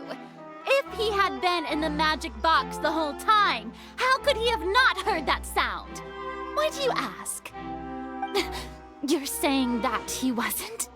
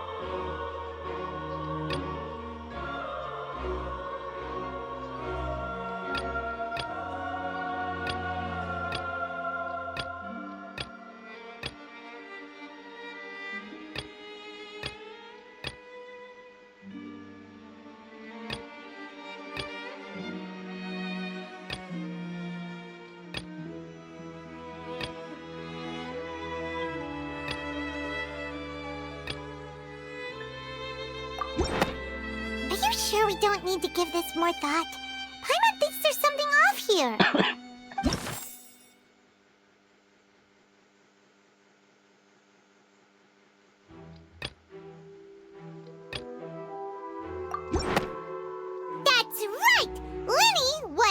in the box or in the tunnel.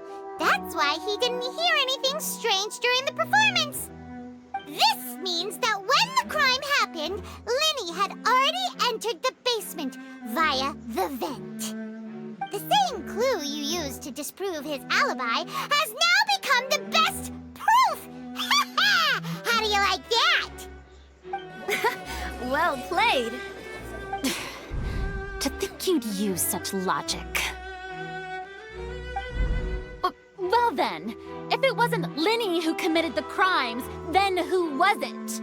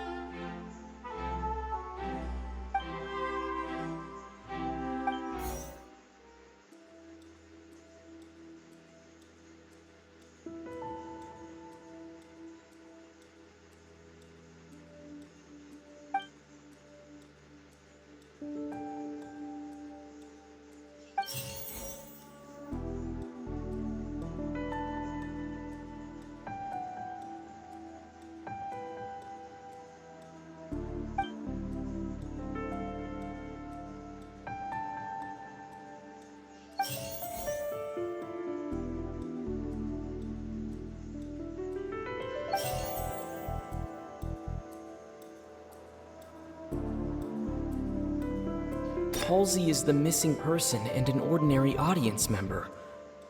Or did she have her own scheme all along?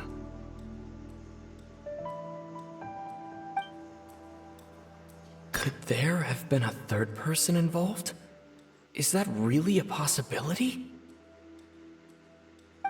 The deceased's name is Cowell, Lyney's assistant. He would have been able to tamper with the equipment. Halsey is the missing person and an ordinary audience member.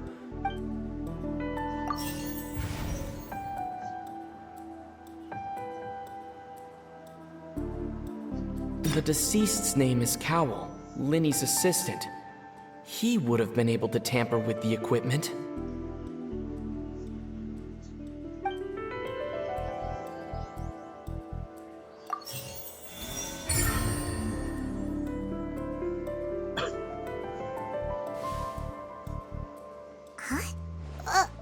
That can't be right. Are you serious? The killer was, in fact, Cowell, the deceased! Oh, is that so? How interesting! Let's hear your reasoning then. What I must do next is recreate the truth. What Cowell did, and how he went from would-be perpetrator to victim.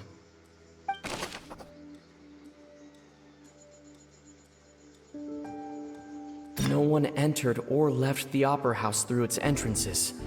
So where would the criminal have wanted to take Halsey?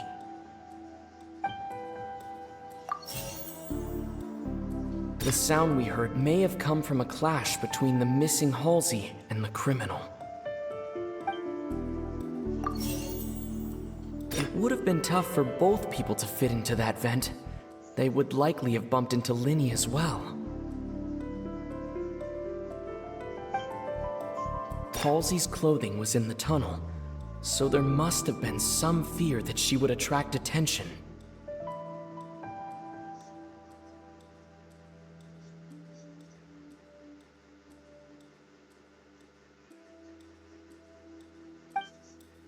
Lyney was not in the tunnel at that moment, which gave our criminal ample time. It would have been tough for both people to fit into that vent. They would likely have bumped into Lyney as well.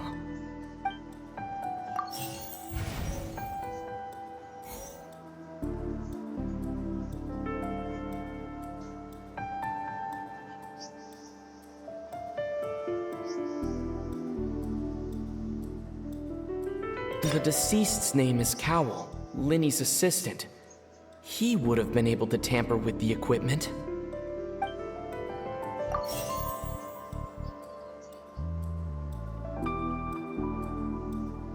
Halsey's clothing was in the tunnel, So there must have been some fear that she would attract attention.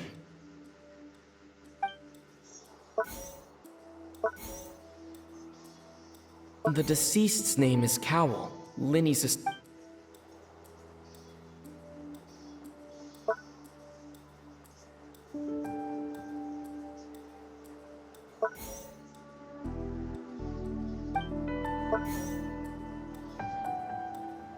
The deceased's name is Cowell, Lyney's assistant. Lyney was not in the tunnel at that moment, which gave our criminal ample time.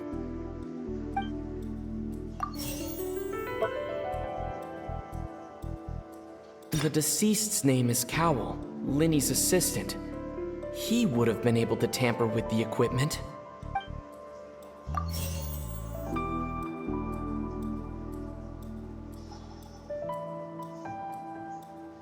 No one entered or left the Opera House through its entrances. So where would the criminal have wanted to take Halsey?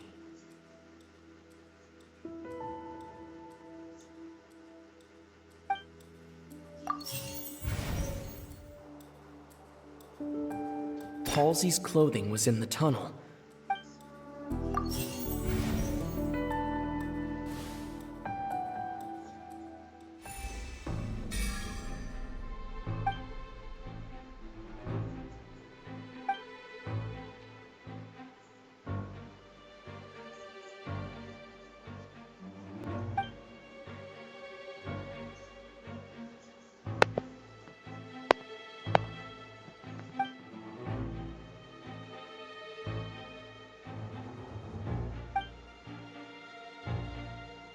What's wrong, Traveler?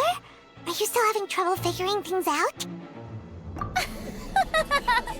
I see how it is.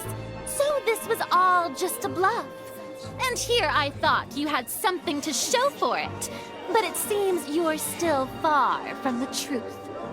Look, since we're at a dead end, why not consider a different track? Just like the trick as it transpired, the end result must have been utterly different from the magician's initial design. If only we knew how Halsey disappeared.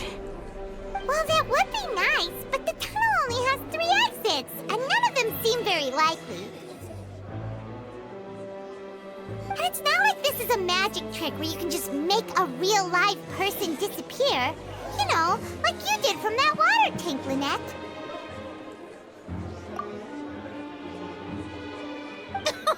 Excuse my interruption, dear opponents, but do you not see that the crowd is growing impatient? There is no greater sin in this opera house than an awkward delay in the performance.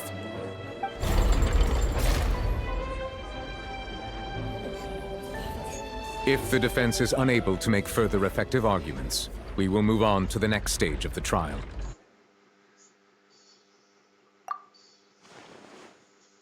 Lyney was not in the tunnel at that moment, which gave our criminal ample time. The sound we heard may have come from a clash between the missing Halsey and the criminal.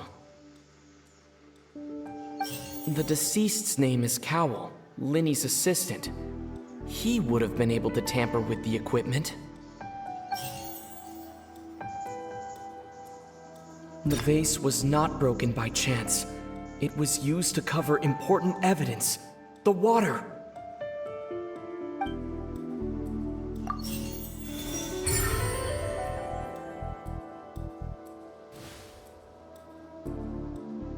Oh, Paimon gets it! It all comes together if Halsey disappeared instead of being kidnapped. Lynette escaped from the water tank, vanishing gradually and leaving only clothes behind.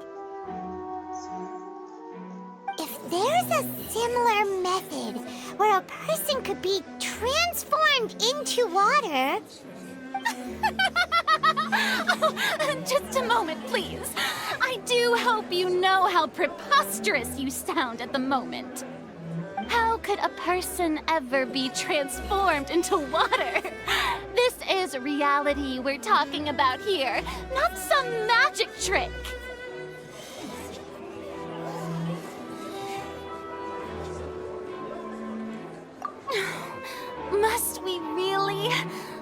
should think that of anyone. Your friend Lyney already knows this truth very well. Magic tricks are ultimately just illusions and misdirection. But Halsey's disappearance is very real. We're talking about two completely different things. Even so, I trust the Traveler's judgment. The truth must be out there somewhere. Perhaps some new line of reasoning may open if we try to gather all the focal points that don't make sense. Since Cal was the deceased, we haven't placed much attention on him. But given that we aren't making much progress with the case, it wouldn't hurt to have a look at his belongings, would it? People really do come up with all sorts of harebrained schemes when at the end of their rope.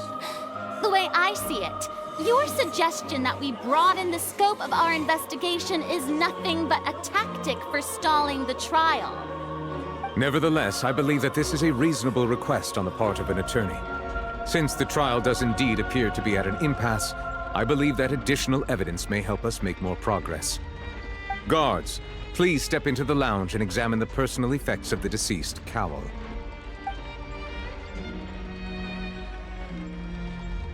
We are still examining the items, but we have already made critical progress that we feel must be shared with everyone post-haste. We discovered several test tubes of fluid within Cowell's baggage, each labeled separately. The notebook in his backpack claims that these fluids are water from the primordial sea. The primordial sea? The note's contents also indicate that Cowell belonged to an organization that sells illegal drugs and that he had an accomplice. The notebook has many entries concerning safe usage of these fluids, in which the keyword dissolve appears many times. One of these tubes was labeled Opera Epiclese, along with yesterday's date. It is empty. The notes also state that these dissolution properties work exclusively on people from Fontaine. It's likely that Halsey was chosen as some sort of test subject. As such, we believe that the defense's hypothesis is, in fact, supported by sufficient evidence. You gotta be kidding! People dissolving into water? Could something so ridiculous actually be true? Wait a moment. This reminds me of a certain prophecy, but it's just a coincidence, isn't it? Huh. If people can become water, does that mean that the water tank's real use was as a means to hide water stains? And if Cowell was targeting that girl... Wait just a minute. Could that mean... You two, with me, quick! Demoiselle, wait! What about your partners? Let's go. Just trust me. Order! Order! It is undeniable that further examination of the deceased's personal effects has yielded some surprising results, but we cannot yet verify the veracity of these clues. Still, let us assume that these clues are indeed authentic, albeit with the understanding that Ms. Halsey has yet to be found.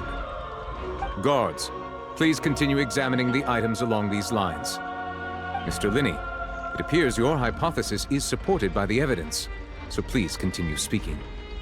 Of course. Thank you, Your Honor. If we uphold this hypothesis, I believe that many of this case's seemingly unrelated clues can be connected together. Right! Like the metal hook! That one didn't make sense at all. Let's think about this. Cowell's methods must have something to do with that water from the primordial sea.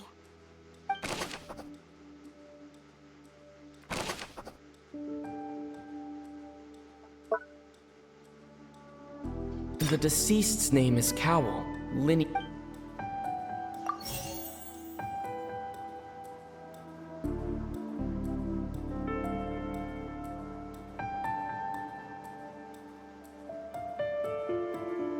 The water from the primordial sea should already have been...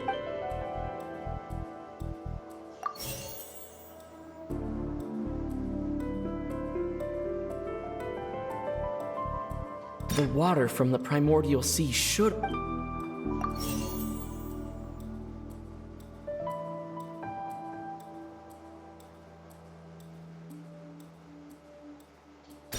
it seems like the hook rope was not meant for another magic trick, but was instead some form of triggering mechanism.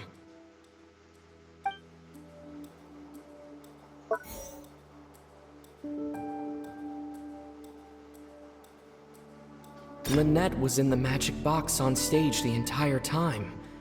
Did she have something to do with... I remember there was something else within the inner layer of that box.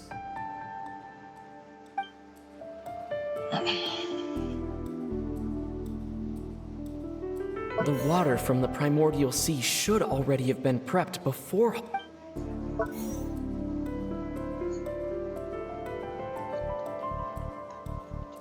Now it seems like the hook rope was not meant for another magic trick, but was instead some form of triggering mechanism.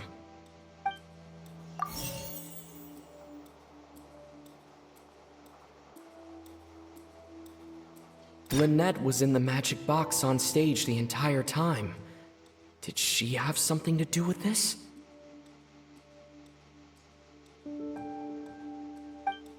I remember there was something else within the inner layer of that box.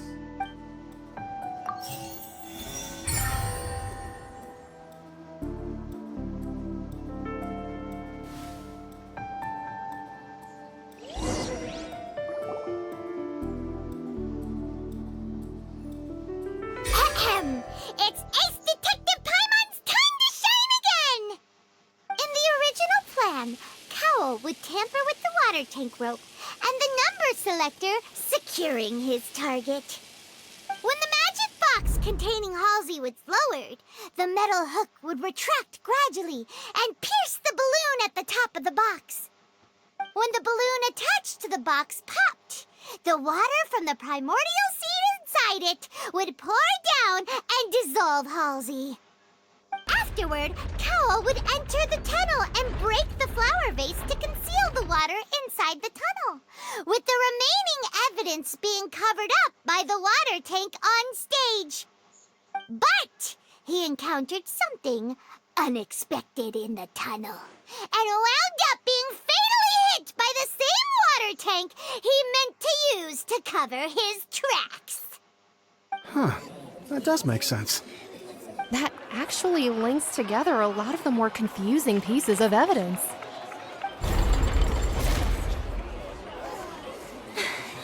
Oh dear, what do I do? Even I think they sound convincing now. Have I falsely accused an innocent person? What a humiliation. Now, it seems like the only point of contention remaining is the exact circumstances that led to Cowl's death. His notes mentioned he had an accomplice who could be related to the situation.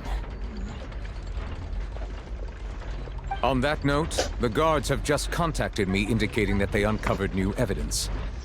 I shall now invite him on stage to share it with us. Thank you, Your Honor. We were just inspecting the luggage of the other people involved in this case. And we found an identical sample of the water from the primordial sea among Lyney's personal effects. What? That can't be. Oh, I see. Well, how wonderfully comedic to have your own counterattack only to come back and wound you. Does this not clear all doubt? My dear citizens, my loyal audience, allow me to present my reasoning and bring this performance to a swift close. Lyney did not need to take part in the dissolution of the young woman at all. Indeed, having made modifications to the props beforehand, his accomplice Cowl then caused Halsey to vanish. But upon his return, in cruel avarice, Lyney ultimately, he knocked Cowl out, and the tool meant to cover the crime up also became a murder weapon. Now, as much as I regret having come to such a viciously straightforward conclusion, am I right, Mr. Lyney? We've used up all the evidence we collected. There's no way for us to make a rebuttal here. Is this the end of the road?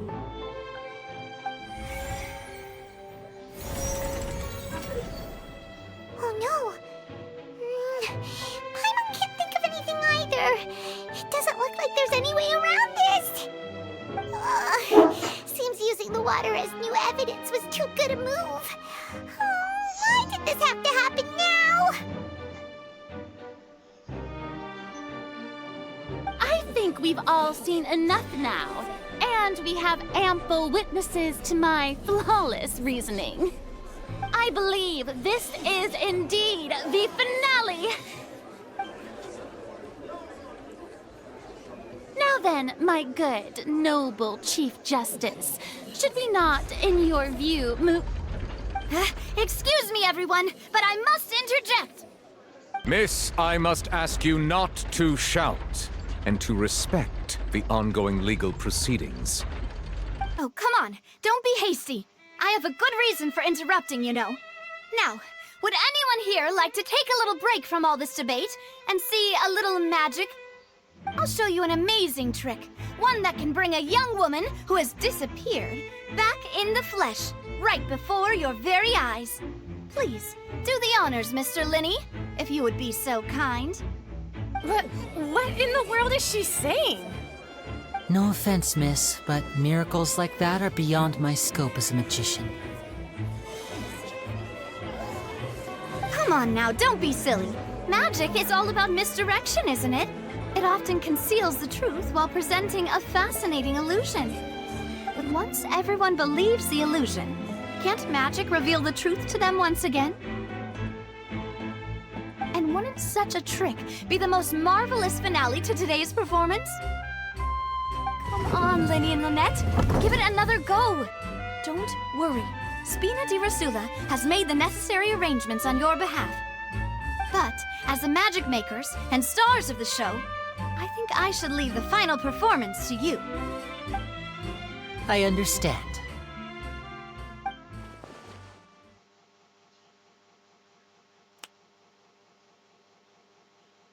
And voila!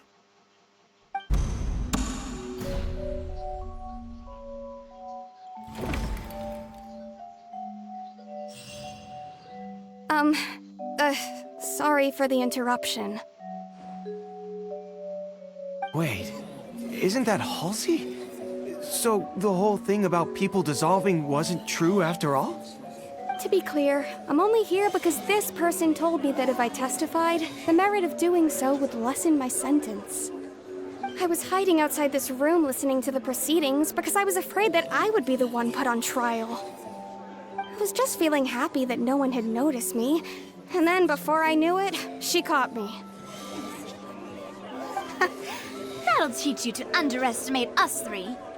Where should I begin? I'm sorry. I'm the one who killed Cowell. I admit it. What? Why? Firstly, my name isn't Halsey. It's Lillian, and I'm originally from Mondstadt. I heard that Lyney's show was gonna be a real thriller, but I missed the chance to buy a ticket, so I stole one. That's how I make a living. I steal stuff here and there, and I'd never been caught before. But I was noticed at the harbor a few days ago, and I barely got away. Lyney was the one who caught me in the act. Hey, no wonder you look familiar. So you were the thief! Lyney even mentioned that you were pretty skilled. Well, and I thought that would have been the end of it, but then the number selector chose me. He even mentioned the Fortress of Meripede. That's a prison, isn't it?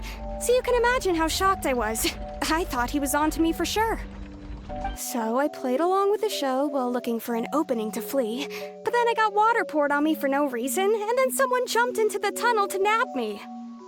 I wasn't going to take that lying down, so I knocked him out and stuffed him into the box.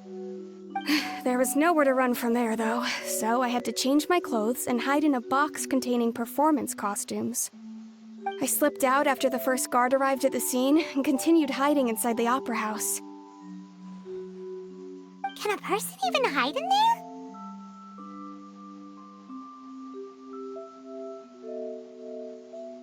But I swear I didn't know that the water tank would fall down. Really, I swear it. Had I known that, I wouldn't have put him in the magic box. I may be a thief, but I'm no killer.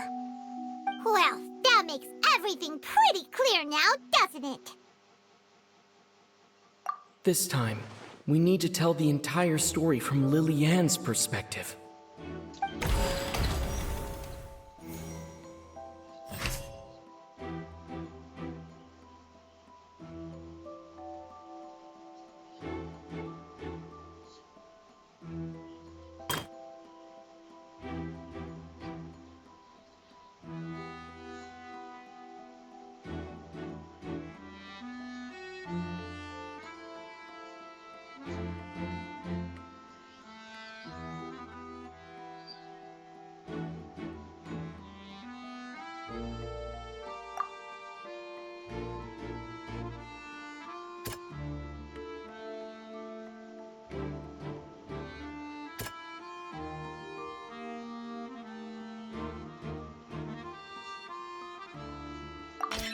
The strange sound wasn't from a fight.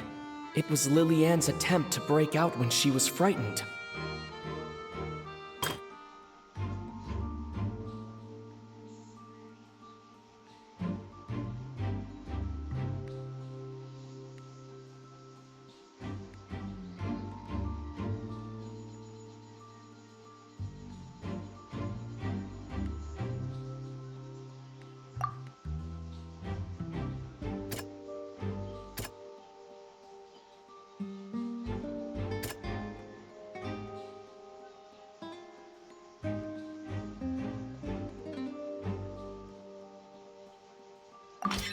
The flower vase was not broken to cover anything up, but was smashed.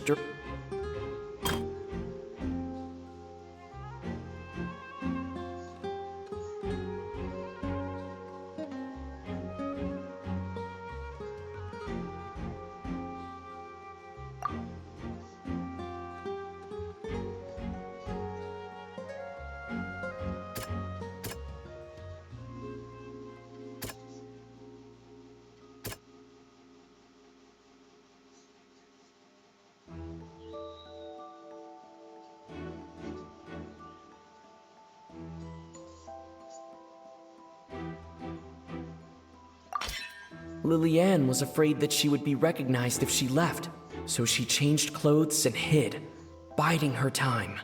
And it's Ace Detective Paimon time! Having been selected out of the blue, Lily Ann panicked. Her panic only intensified after she entered the tunnel and had water poured on her head. So she kicked the door open, producing the thud we all heard. Hearing the commotion, Cowl leapt into the tunnel, only to discover that Lily Ann had not dissolved. He did not know that Lily Ann was not from Fontaine, but was a thief who made her way in by stealing a ticket.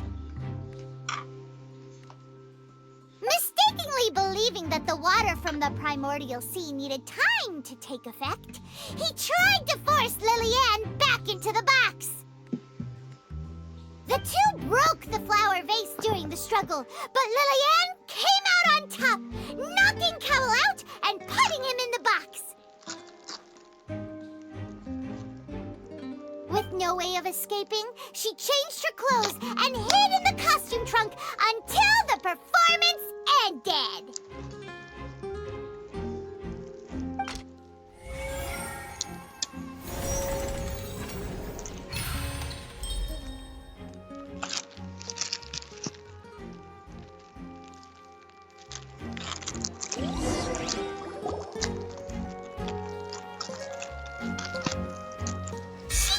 that she would have to go through guard inspection if she tried to leave afterward. So, she has been trapped in the Opera House these last 2 days. She had already become desperately hungry by the time we were chatting over macarons. So, she swiped 2 of them right under our noses. Talk about a sneaky thief. At this point, all the events that happened in the tunnel have now come to light. Ah, so that's the whole story. Bravo! Bravo!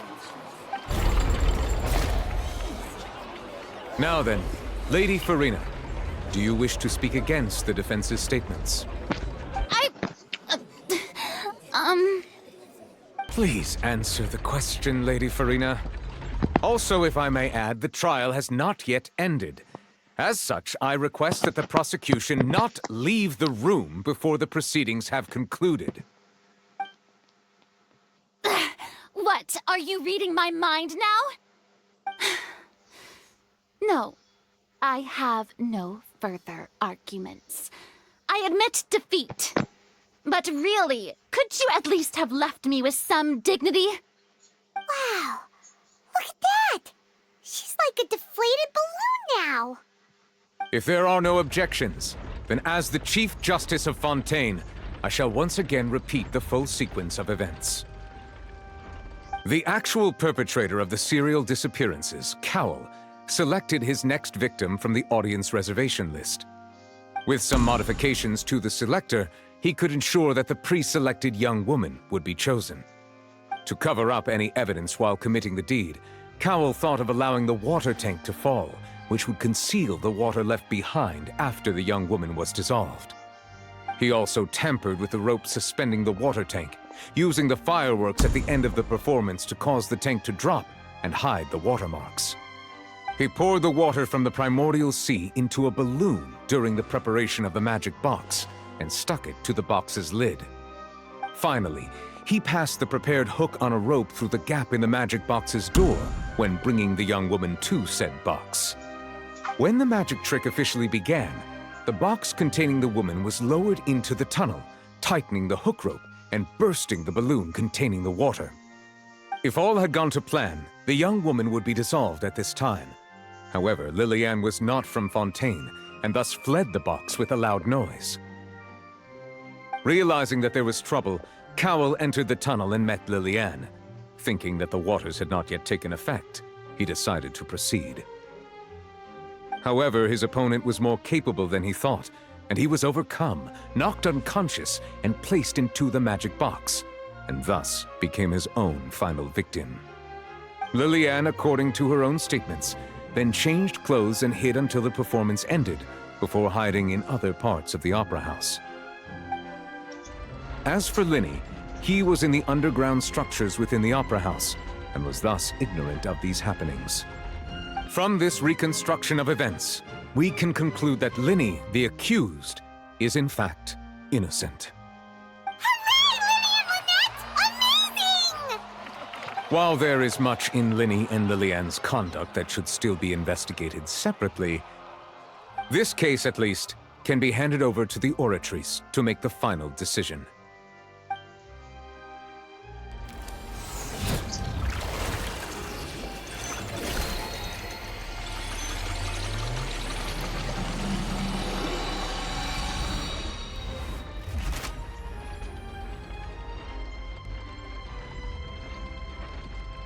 As such, Lyney and Lynete are officially declared not guilty.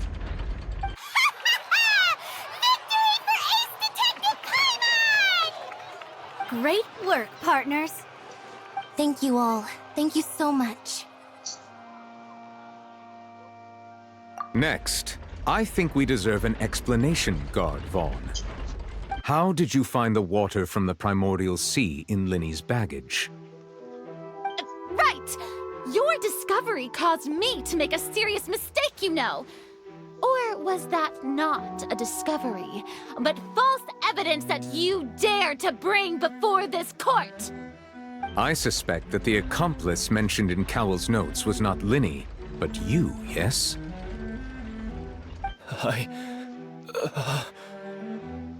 I'm sure you know what you must do to lessen your sentence. Speak quickly! Unless you want to earn yourself a one-way ticket to Coupon Town. I was just following orders. We were supposed to place blame for the serial disappearances onto Lyney, and thus cause suspicion to fall on the Fatui. The higher-ups said this was the best opportunity to do so.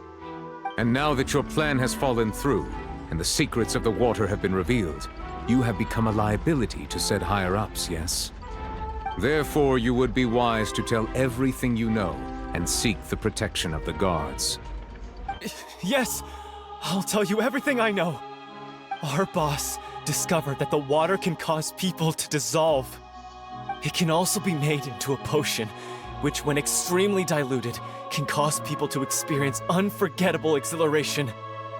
We've been in this business for a while now, and have made decent more off it. The disappearances were also the boss's idea. I mean, this is the boss we're talking about. The...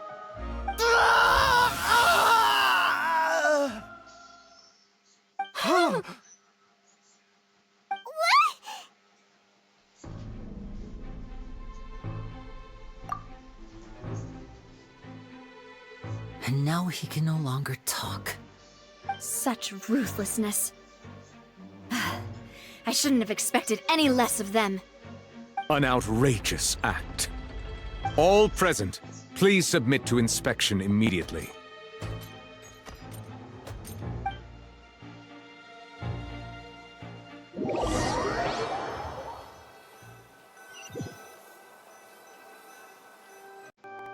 So, we're just going back now?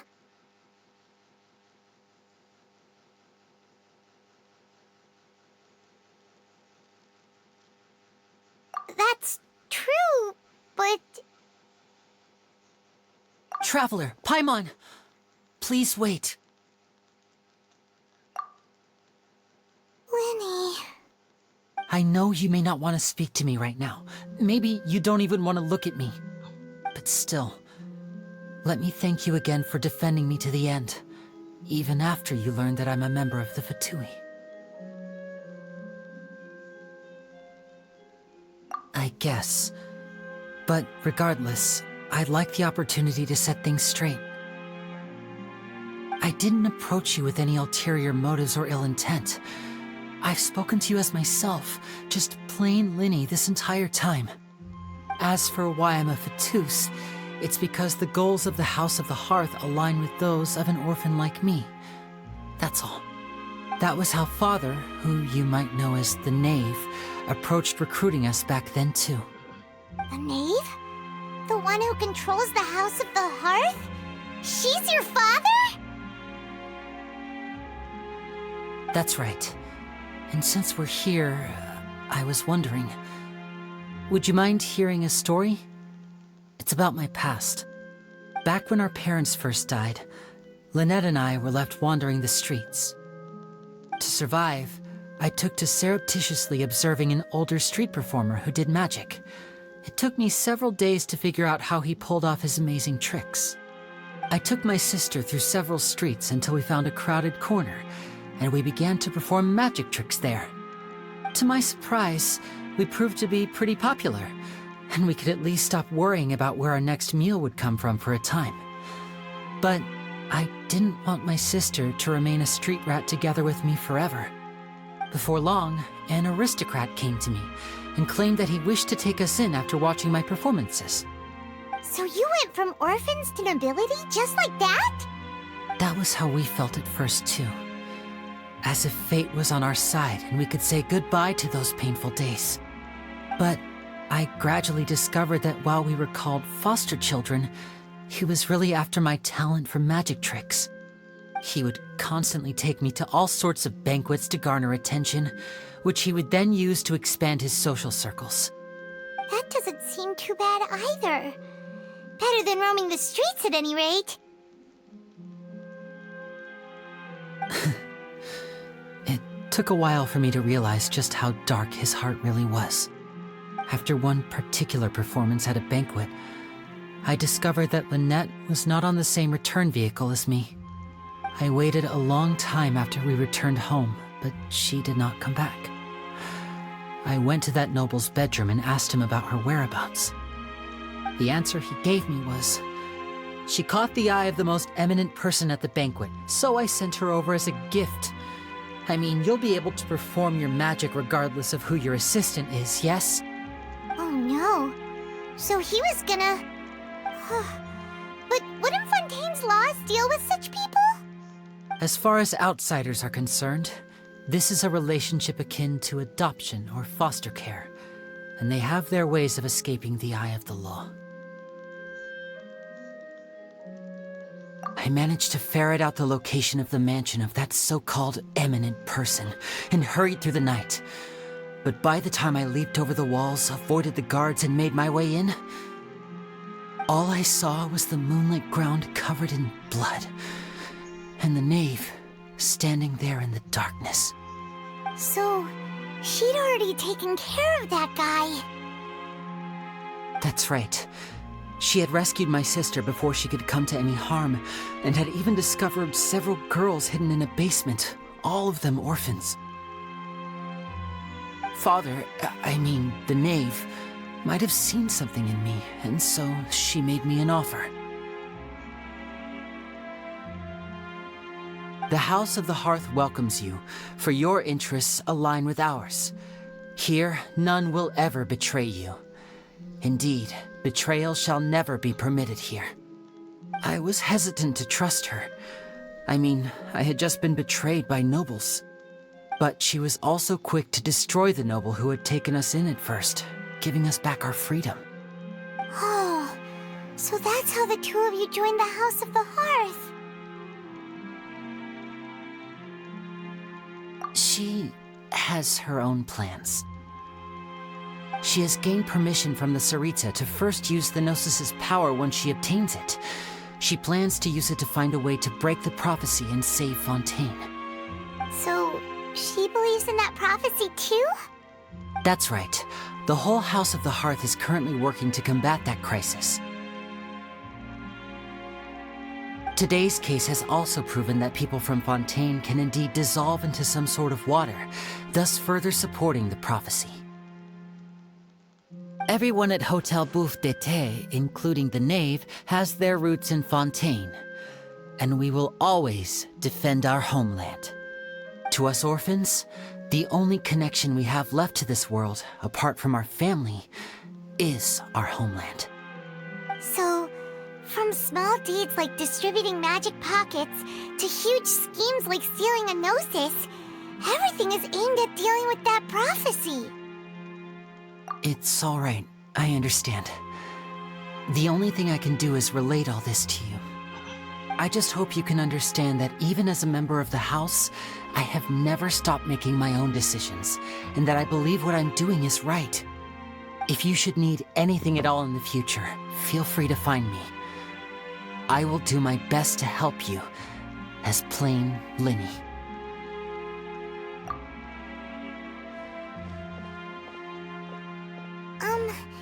Bye, Lyney!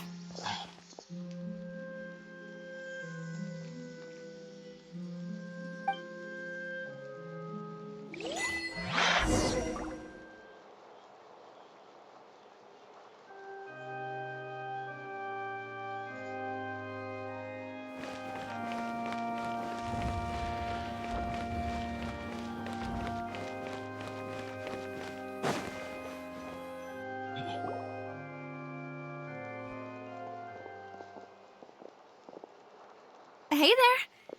What was with the disappearing act you pulled right as the trial ended? Were you looking for us, Navia? Well, this whole thing isn't exactly over, is it? I do feel that we're getting closer to solving the serial disappearances case, though. Don't you think so, too? Huh? What's wrong, my dear partner?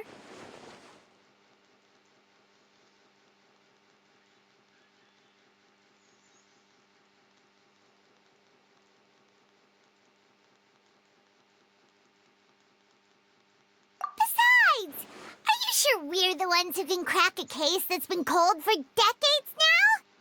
And given that there's new evidence from the trial, there should be a trail of breadcrumbs crumbs for the Hydro Archon's people to follow now, right?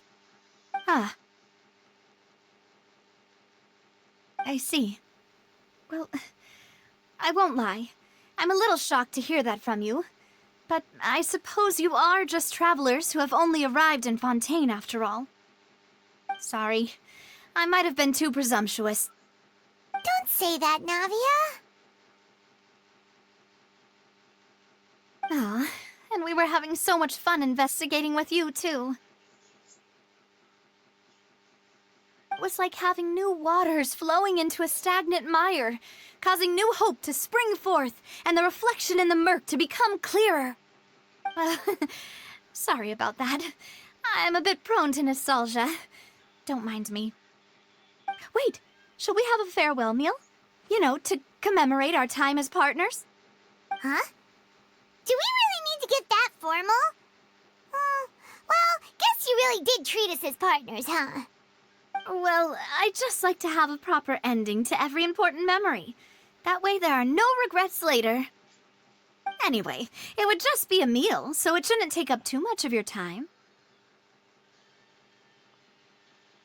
You don't have to twist Paimon's arm. If Boss Navia's treating, count Paimon in! Oh, wonderful. In that case, why don't we return to the Court of Fontaine and head to the Hotel de Boer? I believe we'll make it just in time for dinner. All right, then. Let's have our farewell meal.